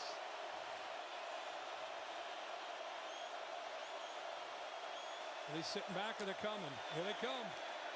And the flag comes out. All eyes on those aggressive Georgia defenders. It was Gabe Harris up there. And the Tide apparently would be pushed back 5 more. False start. Offense, number 75. 5-yard penalty. Remains third down. He's fired up because there was movement by Georgia, but it was movement that was slanting. They weren't quite into the neutral zone, and the right guard there, Formby, ended up jumping, so it does push them back. I don't think he loves the fact that Gabe Harris knocked the quarterback down. That's what he saw, yeah.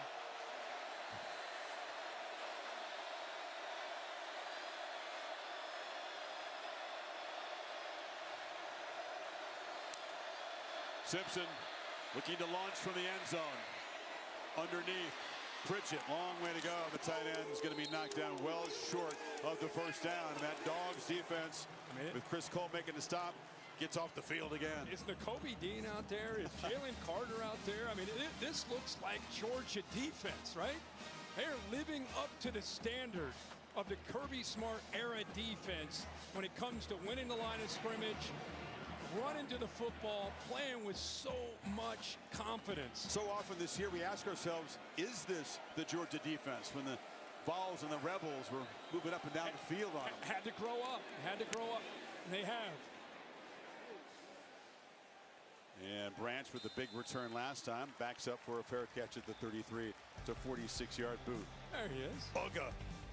Ugga 11, known as Boom. Big fella. With T-Mobile, you get America's best network and exclusive on-the-ground experiences. Every play is better with T-Mobile. See those 4 Alabama victories over Georgia in the SEC championship game. Some of those really high-scoring, typically competitive games.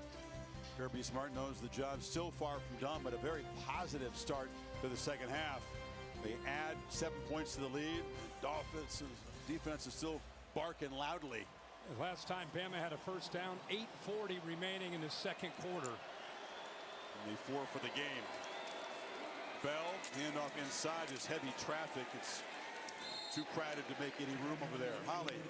Well, guys, injury issues starting to creep up for Alabama. Linebacker Justin Jefferson, who's tied as the leading tackler on this team, he can return the lower leg injury. I haven't seen him in there yet. But this is really big news. Xavier Brown, their corner, who was so good in the Iron Bowl last week, he is out and unlikely to return. Remember, Cam Calhoun was out the first half with targeting because of last week. Let's see if he comes in now. Team as beat up as any in the country. Now trying to get after Stockton, who escapes, and Gunnar Stockton slips out of traffic and dives forward for 8 yards. They able to do a good job of pressuring him, and finally have a chance. I think Georgia gets away with a hold there by the freshman 63 Glover. No call there, but they had eyes on him, but still able to show you what he has as far as those legs. That's why he's so dangerous to defend. He's throwing the ball so much better, so much more consistently, but then things break down and you got to contend with him creating. 40 yards rushing for Stockton, who is the leading rusher for the Dogs. Now here, looking to throw, and catch is made by Humphreys. A nice cushion over there, easy pitch and catch in front of Bray Hubbard. Yeah, they went maximum protection. I mean, everybody had 2 tight ends in. You had the running back in, create a one-on-one, but they got a personal foul. Hands to the face. They're going to bring it back. But that was an easy matchup against Hubbard. They missed a hold a couple plays back, but this time they get hands to the face on 63, who actually held. That's Glover. This time they'd see that right hand getting up there on Tim Keenan.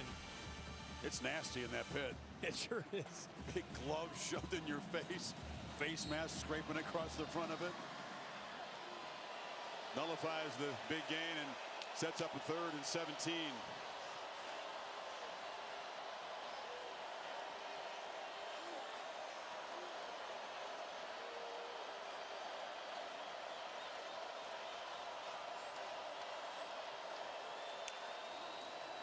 Tide rush only 3.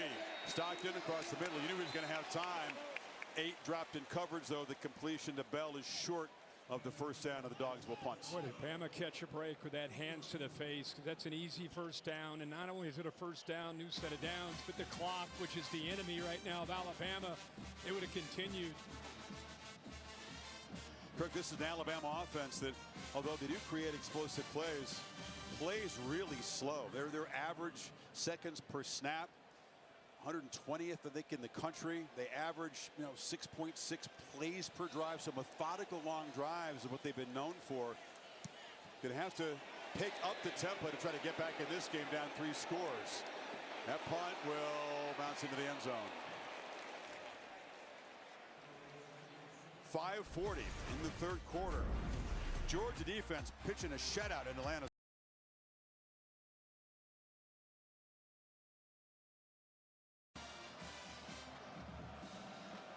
Midway 3rd quarter, Dogs shutting down any attempts by Alabama to run the football.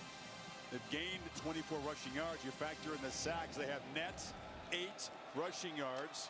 Heavy pressure on Simpson most of the night. He's just 7 of 15 for 66 yards. 4 first downs total.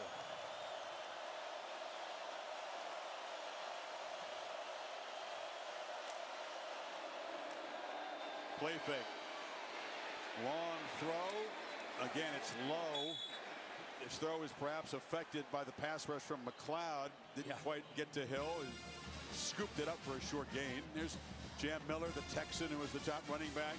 Injured his ankle early in the eventual game-winning drive against Auburn. I don't know if it made a huge difference tonight. That's not to me. Georgia's just been that good? Yeah, I think it's more about the line of scrimmage. Hill hammers straight ahead. Because of Georgia's, I said it's in the 1st quarter, when Georgia wins the line of scrimmage without having to commit safeties down, they're just going to sit back there and say, okay, until you make us pay for having 2 deep, Quinn Schumann's just going to sit back. And until you run the football, he'll sit back. So it's hard to stretch. Everybody at home might be saying, why aren't they throwing downfield? What's hard with 2 safeties back there, most snaps. 3rd and 3. Dogs up showing pressure. Simpson just desperate to convert one of these. Hill bounces off a tackle. Where'd he go out of bounds? They're going to mark him short. He's short.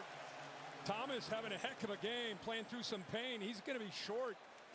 Miller's a better receiver as a running back than Hill is, just more experience in that. So they're perhaps missing Jam in that area. 4th down again. I would love to keep track of how many yards Alabama has after a catch on the entire night, because it's not very many. When they make a completion, there is a Georgia defender right there, not just right there, but making tackles. Got 54 yards on the entire night, yards after the catch. 4 straight 3-and-outs at a time when they've needed points to cut into this lead. That punt not particularly good. 37-yarder bounces out of bounds. Well, Thursday night in this week that'll feature the College Football Awards and the Heisman Trophy. Also the 2026 SEC football schedule reveal, which down in these parts, that's an event in and of itself as we go to the 9-game conference schedule. Yeah, it's a big deal. Out with 25, on to 26. Each team will have 3 sort of quote permanent opponents in the other 6 conference games on a rotational basis. These 2 will not, of course, meet regularly, as they haven't throughout most of their history. Frazier barrels forward, picks up about 9.5. Ray Hubbard got run over. This play kind of embodies this game. The line of scrimmage does their job. Watch Frazier. You get a block there by Lucky. Hubbard gets off of it. Bang! Takes that onto his back with good, tough running. Boy, Nate Frazier looks so good, becoming a workhorse in this offense.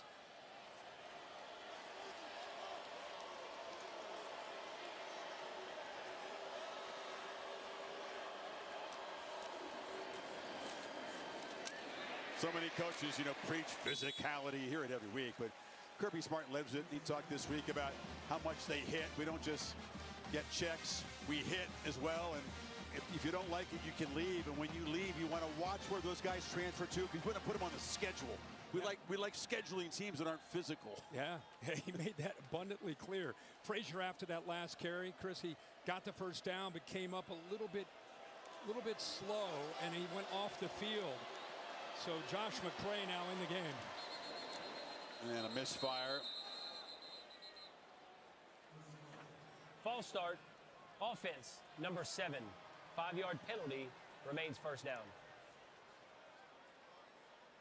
Creative run game. We've seen Dylan Bell get involved a couple of times rushing the football. Stockton's carried it 8 times. Frazier's been the workhorse. Chauncey Bowens, who's just coming back from injury, hasn't contributed much, but there's the depth of what Mike Bobo has to work with. And anytime you talk about a conference championship game, especially the SEC, you always think about who's going to run the football better. It's been pretty one-sided. Bell, again, out of that H-back roll, picks up 5 more. You know how many snaps right now Alabama's offense has across midfield as we hit the 2-minute mark in the 3rd quarter? 3 snaps. Furthest they have gotten into Georgia territory is the 45. They only have 30 total plays. Remember, they ran 77 plays in the first meeting. They ran 24 more plays than the Dogs did and dominated time of possession. Georgia turning the tables on them here this afternoon. McCray hit in the backfield and wrestled down for a 3-yard loss by Justin Hill. And Justin Hill out of Cincinnati with the Winton Woods High School, very good program, and he's playing early in his career. He's been forced into duty with Jefferson not quite healthy, but he's been playing more and more these last few games and holding his own. LT Overton's absence tonight, perhaps being felt by this Alabama front. He's a veteran, plays that bandit position. 3rd and 13. Jones checked down, has some space, but again, he's just not going to get that. They're playing off him. These 3rd and longs against these defenses just almost impossible. And I almost feel like Georgia with this lead, not that they're taking their foot off the gas, but very different mindset. Still, obviously aggressive, but just playing smart. Working the clock. Had a few penalties there, but they're just trying to play smart, keep that clock moving. Don't want to turn the football over, give anything to Alabama too easy. The way their defense is playing, just keep Bama, make them have to go the long way.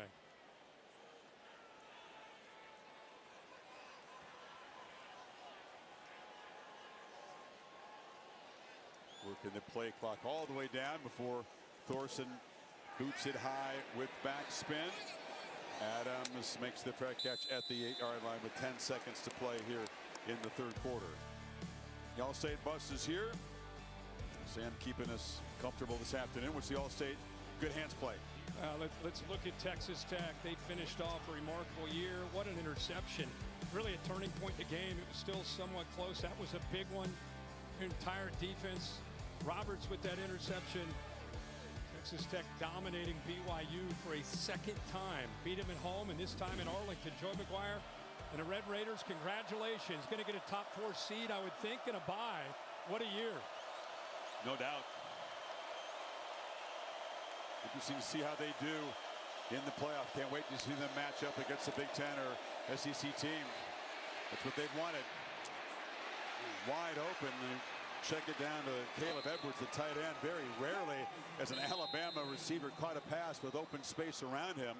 But on the final play of the third quarter, the Tide pick up 21, trying to get this drive going. Alabama hasn't been shut out in a quarter century. It's the Dogs 21-0. Back after this message, and we're your local ABC from the start. And Alabama with 15 minutes to play to try to cut into a huge lead. Needing electric plays right now. Hill across the middle, another short throw, makes a couple of yards after the catch, picks up 9 before Cole got him down. Well, now you got to go fast. You got to really crank up this tempo. Not something they typically do, of course.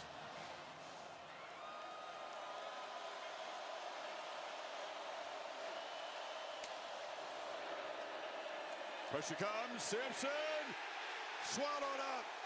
Quintavious Johnson, that relentless pass rush tonight. It's a flag down, by the way, in the defensive secondary.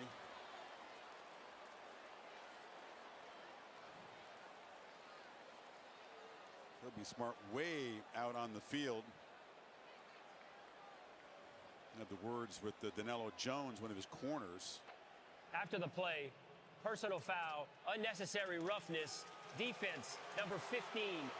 15-yard penalty will be added to the dead ball spot. First down, Alabama. Very costly. That's on Jones. Chris, I just want to show you the importance. You see it all the time. Quarterback's pointing out to Mike, and which way you turn the protection. The offensive line turns this way. And watch what happens with a blitz and the end. You got a 2-on-1 situation. Line turns one way, back tries to come over and help, doesn't really step up to help out on that blitz by Chris Cole, but he turned the offensive line the wrong way, and the pressure came the other side. So the sack counts. It would have been 3rd and a mile. That dead ball foul gives Alabama a first down to the 45. Simpson, ball batted in the air and caught. Edwards on the carom as the ball just kind of fluttered into his hands. Bama needs every break they can get. It was tipped by Everett. Man, that's about the first break they've gotten tonight. Blitz off to right there from the corner. Everett, ball goes in the air. The way this night's been going, you'd think that C.J. Allen or Raylan Wilson would have picked that off, but they catch a break with a freshman Edwards with a heads-up play. Another short throw over the middle and pick up about 4 to Hill. Yeah, Georgia's keeping everybody back. Go back to that penalty with DeMello Jones. This was after the whistle. Obviously, that's what made Kirby. You saw Kirby over on the sidelines jumping up and down. That was what he was frustrated with. Not just the penalty, but one of his players with a 21-point lead doing a thing he just can't do. It's a mental error. Horton jawing, but they're always going to get the retaliation. Oh, dropped by Hill in the flat. You're definitely seeing the absence of Jam Miller come into play here. He's just an accomplished receiver out of the backfield, a trusted target for Simpson. Hill, that's not his natural role. No, not at all. And, you know, some of the other backs that are younger, but the tough part with them is when it comes to the protection. Time it's a classic case of Hill just hearing footsteps, looking upfield before he's able to catch it. It's 4-down territory for Alabama. Needs 6 on 3rd.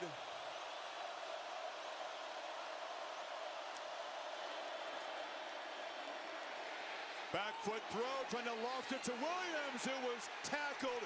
And Georgia, it'll be another penalty on Danilo Jones to bail out Alabama. He didn't see the football, which was way Pass underthrown. interference, defense, number 15. 15-yard penalty from the previous spot. first down. And pressuring Ty Simpson. Every single time he throws the ball, this time it's C.J. Allen in his face. That's why there's nothing on the ball.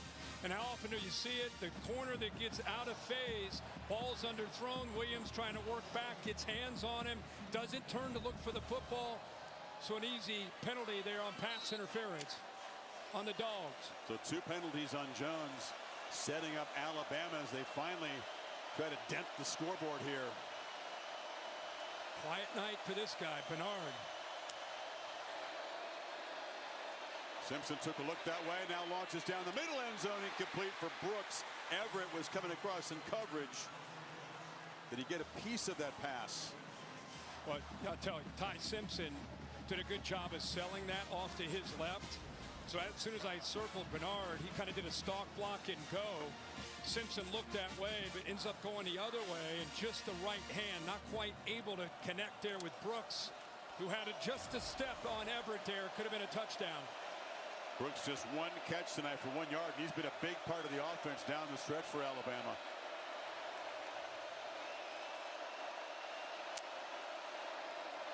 Pressure again. Lofted toward the end zone. Williams could not come up with it. Defended by Ellis Robinson. Now they keep bringing blitzes, and until you make them pay for it, they're not going to get out of it. One-on-one, can you beat them? Ball's there. Ryan Williams just drops it.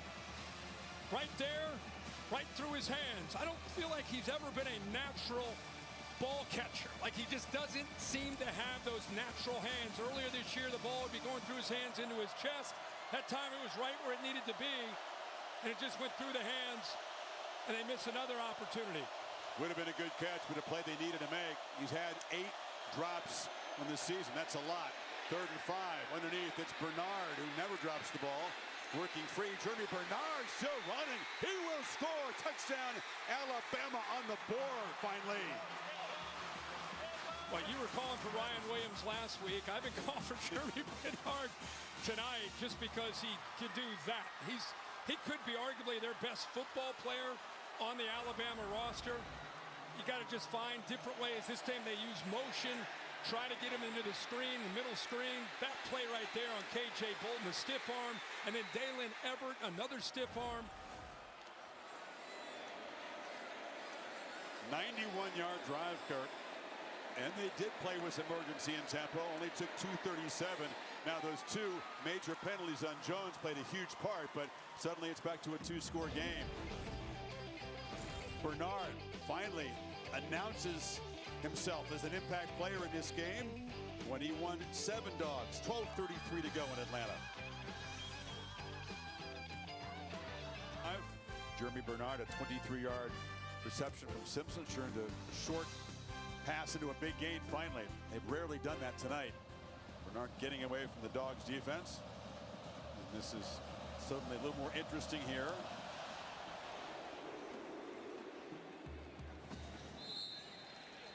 Players Spotlight brought to you by Tecovas. The center was the focal point with Drew Bobo out tonight. How's Malachi Tolliver done? You know what? He's done pretty well. You lose continuity when you lose a veteran center. It was a big question early. That was early in the game where they were able to work around him. But I tell you, he's kind of settled in, done really well in the run. Pass pro, haven't really necessarily called him out at all tonight. So for a guy that only played against Charlotte, last week when Bobo went down, he had to step in against Georgia Tech and had a week to get ready against this Bama defense. So far into this 4th quarter, doing a good job. Stockton on the move on 1st down. Sideline pitch. And Branch works his way back and dives forward for a 7-yard gain. Anybody that's watched Georgia football knows that when the 4th quarter comes around, Gunnar Stockton has played his best football. In fact, he's done so well in the 4th quarter that the coaches have tried to encourage him. Hey, man, trust it early and let it go. We don't want you just to be that aggressive guy in the 4th quarter. Some of that's been in Knoxville and against Ole Miss when they've had to get aggressive and play with some urgency. But, man, he plays at a different kind of speed in the 4th quarter.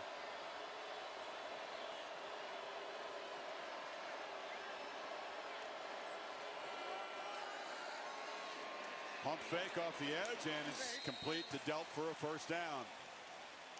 So Bobo calling a couple passes. Yeah, important to answer for Georgia, just because in this dome right now, it's, you know, you can't tell with all the crimson and red, but it does feel like a 50-50 crowd. Alabama, for the first time after that touchdown, their crowd's starting to feel good. If they would have gone to 3 and out, boy, they give the ball back to Bama. That's a different story. But a couple throws, staying aggressive, trusting the quarterback. They get a first down here.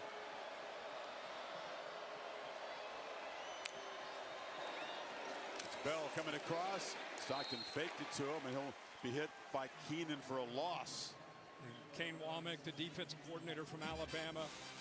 Anytime you see motion with Dylan Bell or Zachariah Branch, it's either going to be a jet sweep or it's going to be a quick throw. It's just an extension of their run game. He had 9 Crimson Tide defenders flying downhill. Nowhere to go that time for Bell.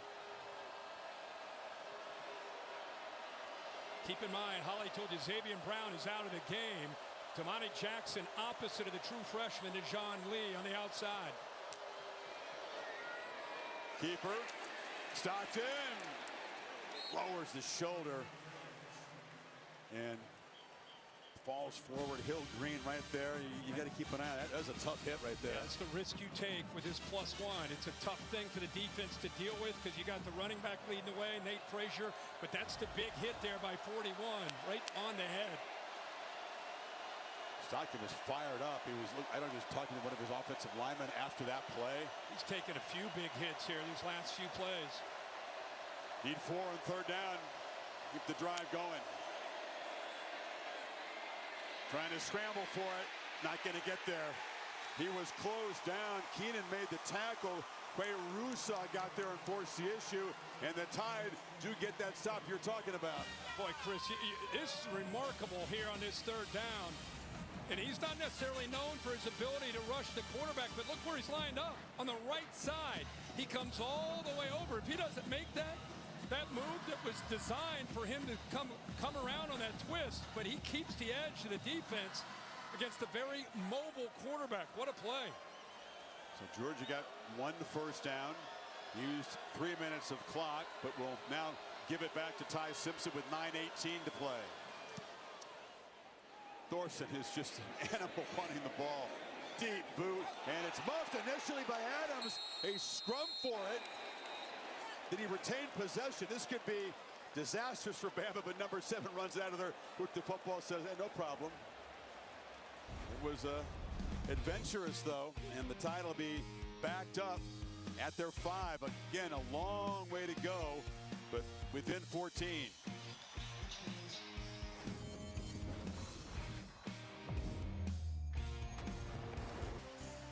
Georgia dominant through the first 3 quarters. Alabama has a 4th quarter touchdown. Inspired, emotional Georgia defense. Tide went 91 yards on them last time. And C.J. Allen, the enforcer, the leader, reminds me so much of Nakobe Dean, what he meant to this defense. Same kind of personality, number 3 in the middle. Tide 96 yards away. And Simpson underthrows Edwards. On his back again. I mean, he's trying to give his receivers enough time to run their routes and separate, but these offensive linemen are getting pushed back right into his face and not even blitzing on that one.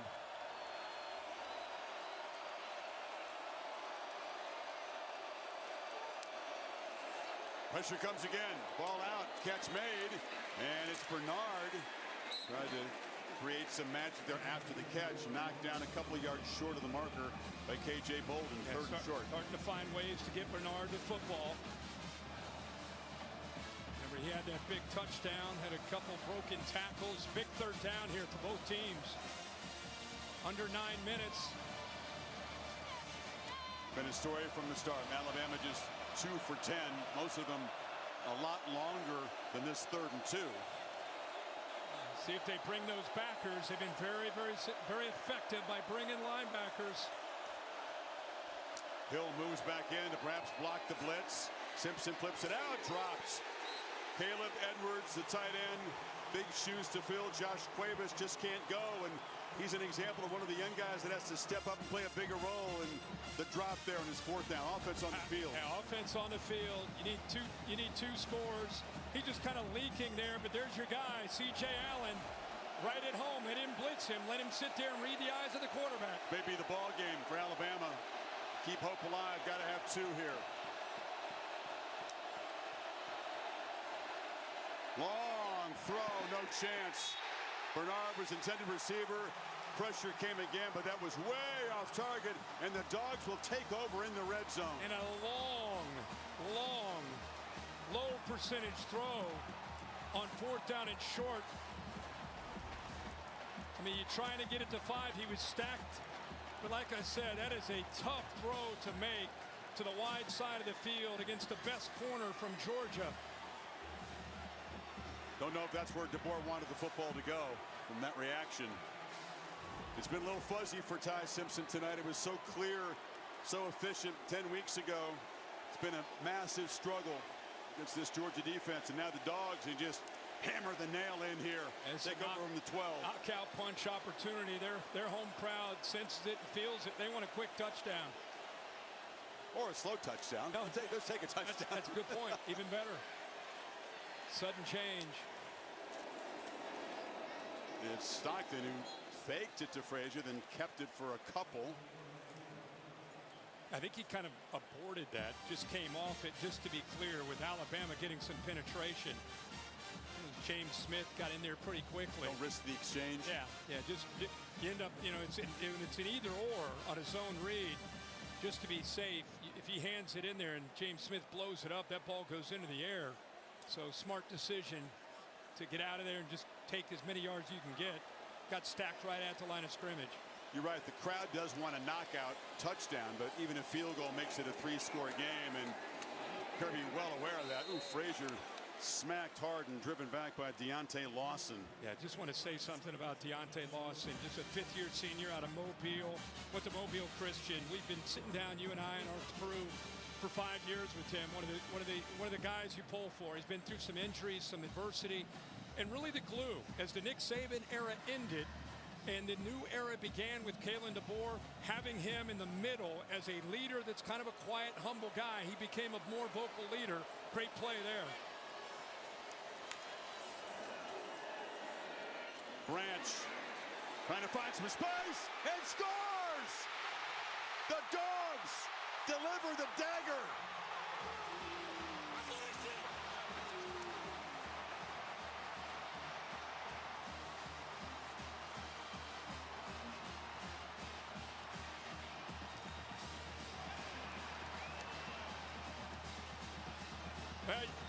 Kane Womack, first thing he said is we've got to leverage the football, especially when Zachariah Branch has it. We can't give him space. Pretty good effort here by the block by 7, Lucky, but watch his instincts right there. Foot in the ground, stop and start, and then the acceleration. As good as anybody, if not the best in the country, but just the natural instincts as a ball carrier after he makes the catch. So dangerous.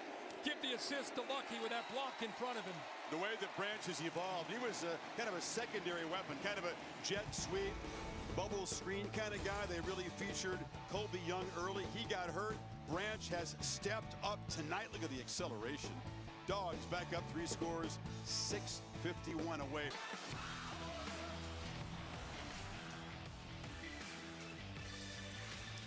Bulldogs close to defending their SEC championship. 1 net rushing yard for Alabama. Their longest run tonight, Kirk, 5 yards. That one factors in the 2 sacks against Simpson. Here's that 4th down play in the previous possession. Yeah, gutsy call, surprised with the decision to throw it as far as they threw that against a top corner. And Georgia takes advantage of the short field. What a move, he's been doing it all year, like you said. And this is the guy that we're going to start throwing around game balls for Georgia. It's easy to look at Stockton or Frazier or Zachariah Branch, but man, there were so many questions. Losing Drew Bobo.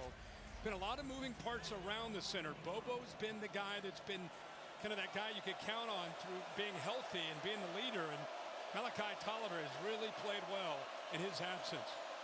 Redshirted last year, spot duty, sparing duty really in his redshirt freshman year. And there's Bernard, the kind of play they needed in that 4th down that you just showed. Gainer out across the 40, picks up 16. Yeah, and again, Georgia just with this big lead, they're just sitting back. See if they start bringing those backers that have been effective, walking them up.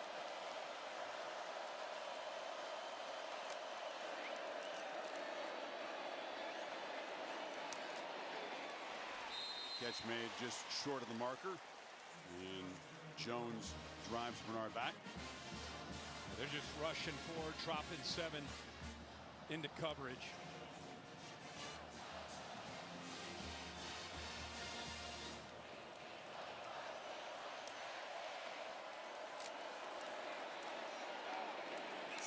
Tried to find Bernard yet again. Everett broke it up. Yeah, again, I think there are people watching right now, and I think if you're a Miami fan, I personally think Miami's going to be in, because I think BYU's loss a second time to Texas Tech could ultimately impact them.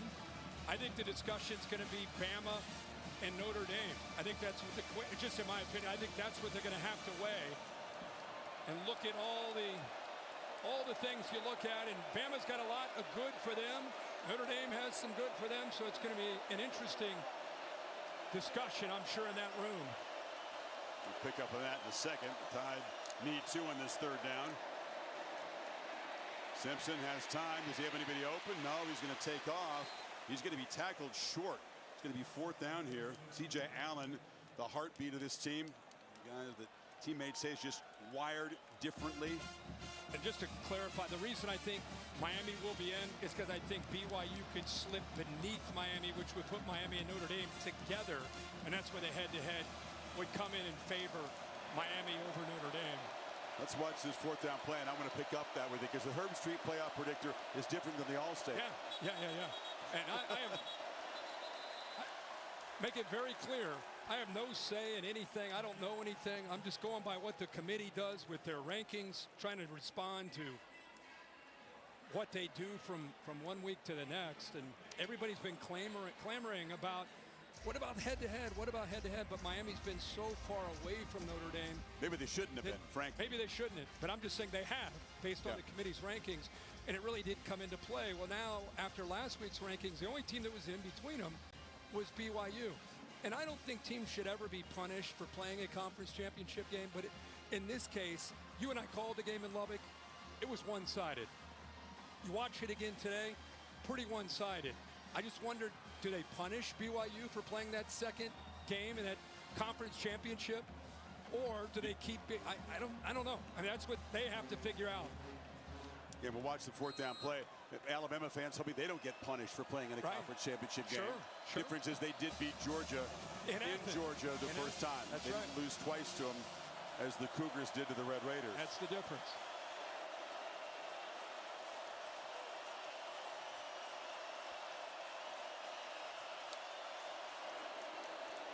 Simpson, and they work hard to find Edwards, who releases late and converts the 1st down to the 41. Good job of staying, kind of riding that, caught the defense's attention,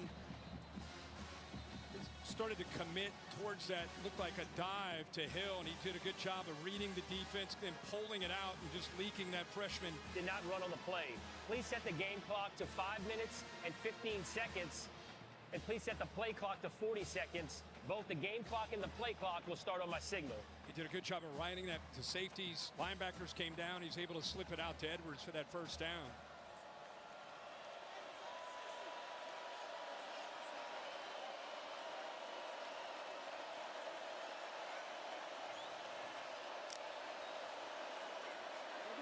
Pressure is picked up this time. Simpson, low throw into traffic. Dangerous pass attempt. KJ Bolden was patrolling the area. Kirby knew they were that close to a pick. And Ellis Robinson won. Watch him. He's reading the quarterback. He doesn't even go with the receiver. He's got a safety over top. And I think with the very close by Bolden making a play on the ball, but Ellis Robinson's right there too. So you have 2 different defenders right there. And Kirby knows they missed one there. Good job of disguising that coverage.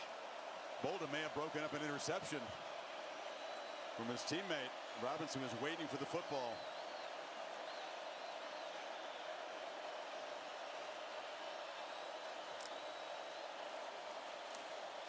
Simpson has some space. Can he get the edge? He could not escape Zayden Walker, the young edge rusher. We lose 5.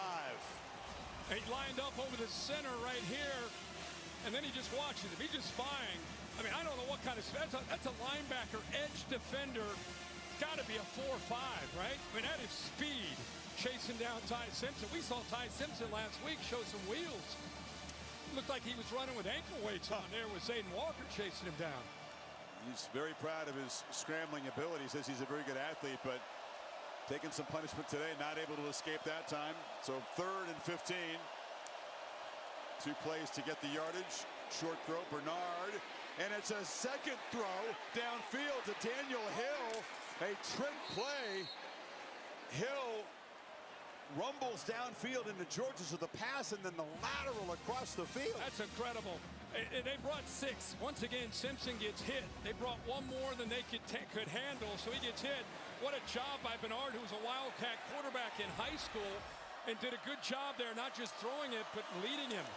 Made sure it was a backwards pass. Now end zone for Bernard over his head. They've been all over number 5 tonight. Ellis Robinson in coverage that time. He does have the one kind of explosive play we've seen from either side tonight. Georgia doesn't have a 20-yard play. Bama's just got the 23-yard touchdown play from Bernard. Longer than 21 yards. It's been that kind of grinding game. Both sides, but especially for Alabama. Yards have been very, very tough, and they tried to run the ball, but just have not. They've been running uphill against his front from Georgia.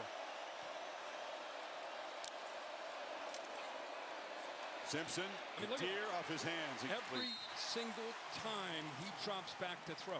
Remember, this is the same teams that played, what was it, 10 weeks ago, or however long ago it was, and we all marveled at the job Ty Simpson and his offensive line did, went into hostile territory.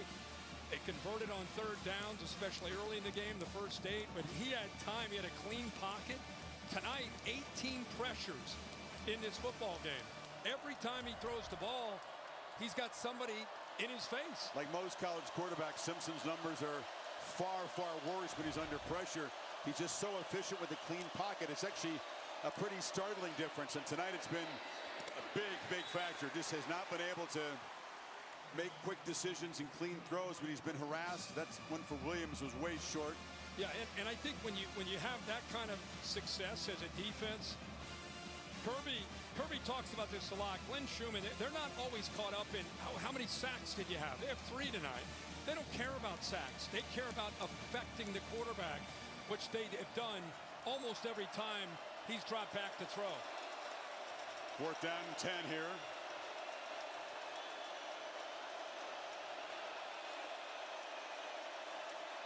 Dogs looking for one more big defensive play to punctuate this performance. Pressure comes. Simpson stays alive, has to make something happen on 4th down. Spins away, heaves to the end zone. Oh, bounced right off the chest of Bernard. Somehow that ball found its way to number 5, but he couldn't come up with it. Yeah, that ball, it was just a desperation throw. And somehow K.J. Bolden, it went up and over him. Dalen Everett had his back turned to the quarterback. So the ball got, he tipped it just second time. He's just got a fingertip on the ball. What a view right there. Otherwise, that's a touchdown. Just by getting that fingertip on the ball, changed the trajectory in a millisecond. And their best receiver, Bernard, unable to hold on. And the Dogs 3:20 and counting away from another SEC championship, securing top 4 seed in the 12-team bracket, earning that first-round bye, which means we would not see the Dogs again until around New Year's Day when the quarterfinals would unfold. They'll need every day of rest. And Alabama, which was told by the computers and most of the pundits that they were a virtual lot no matter what happened today, has not secured the automatic bid, and will have to put it in the hands of the committee and hope that this performance doesn't detract from what was a pretty exceptional regular season with plenty of wins over ranked teams. There remains some intrigue tomorrow for sure, though. Oh, yeah. Stockton still has the ball and is weaving around and will just duck down and take a loss. Remember last year, all 4 teams that had the bye lost? Yep. 0 for 4. Also remember last year when Alabama took a kind of subpar Oklahoma team and lost on the road. That's eventually what kept them out of the playoff. They lost to a much, much better Oklahoma team again this year at home. And if Alabama does have trouble getting in the bracket and the committee goes elsewhere, it'll be the Sooners again that will have kept them out with that loss. That's true. What's the drama here, Chris? What do you think? Well, what happens 9 to BYU? through 12 is the drama. What happens to BYU after a second loss to Texas Tech? Are Miami and Notre Dame going to be side by side, which would favor Miami with head-to-head? And what are they going to do with Alabama? Is Alabama going to be okay? And if not, how far will they drop after have to play a bonus game against a team that they already beat in their building, in their stadium? Well, historically, every time a team has lost a championship game, they do drop. Sometimes just one, sometimes more. So you can expect some kind of a drop. Certainly talked about BYU. That was a different circumstance than this game, but you could expect Alabama to drop and get a little tenuous. Yeah. Noon Eastern time tomorrow on ESPN is that reveal. Here's Bowens. Chauncey Bowens spins out across the 30. And it feels like the top 4 seeds will be Texas Tech and Georgia, and if Ohio State, Indiana, depending on how that game goes, whoever wins will be the 1 seed. Whoever loses, if it's a competitive game, will probably be still up in the top 4, I would think. Look, we do make our living week to week in the SEC, but there's things to talk about when this conference, they attend to Bowen. Look, I mean, there's great teams in the Big Ten. The two best teams, 1 versus 2, and I can't wait to watch it. Texas Tech's a deserving top 4 team, but the depth of this league, the punishment that you have to absorb week in, week out, it's been talked about for a long time, but it is really a real factor when you look at teams trying to get to this part of the season and make a playoff case. You got teams like Texas, which lost to Ohio State early, took a non-conference game in a tough game, 14-7, won the stat battle, lost on the scoreboard, and they're going to be penalized for taking that game because they're probably not going to make the field. Vanderbilt, great season. They're probably not going to get in. That's how deep this league is. So that's not hype, and that's not bias. That's just the reality. It's just watching the games. It's just truth.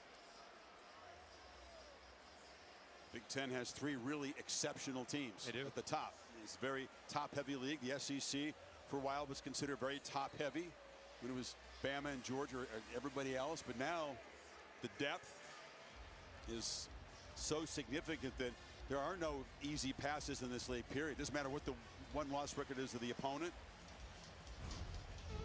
Be prepared to battle. Georgia out. 2 minutes from trophy time here. I'll have that for you after the game, the SEC Championship Game trophy. I'll have that for you here on ABC. Tough one for Ty Simpson. His younger brother, by the way, Graham Simpson, won a 3A state championship in Tennessee, throwing for 566 yards and 7 touchdowns. Wow. Ty said, could you just save some of those yards and touchdowns for me? The different story of the Simpsons. As Ty's going to come up short, unable to match the brilliance of that first performance in Athens. It took all of what he had there to come out of there with a win, and Georgia was determined to make him really uncomfortable tonight, and they did so. Congrats to Kirby Smart and the Georgia Bulldogs. You know, we've been around their team all year. They've been known as a resilient team. You know, he talked about they've lost some great players over the years, probably more than anybody over the last 4 years to the NFL. This team needed time to grow up, and they developed. They got more comfortable with each other, learned through some mistakes, and now they win an SEC championship. They enter the CFP as one of the more dangerous teams, in my opinion, going into it. It's going to be a lot of fun to see what kind of run they can make. Kirby, with those 2 national championships, said, I'm a guy that had more natties than SEC titles. These are hard to win, and now he's won them in back-to-back seasons and beaten Alabama in the championship game for the first time. Yeah, he and his staff, man, so much to be proud of. Good to see him smile. I mean, these guys are under so much pressure. They just constantly pushing. They pride themselves on their physicality, and it sure paid off tonight. Gunnar Stockton, 20 for 26, 156 yards, a legend in the state of Georgia. Rabun County High School, He retired his jersey earlier this year. And now he's going to be an SEC champion quarterback for the Georgia Bulldogs. The Dogs move on to the playoff.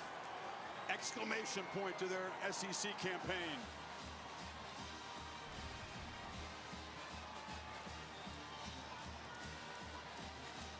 And let's hear from Kirby with Holly. Well, Coach, how sweet is redemption when it comes with an SEC championship trophy? Well, it's not about redemption. They got a great program, great head coach. It's about our team tonight.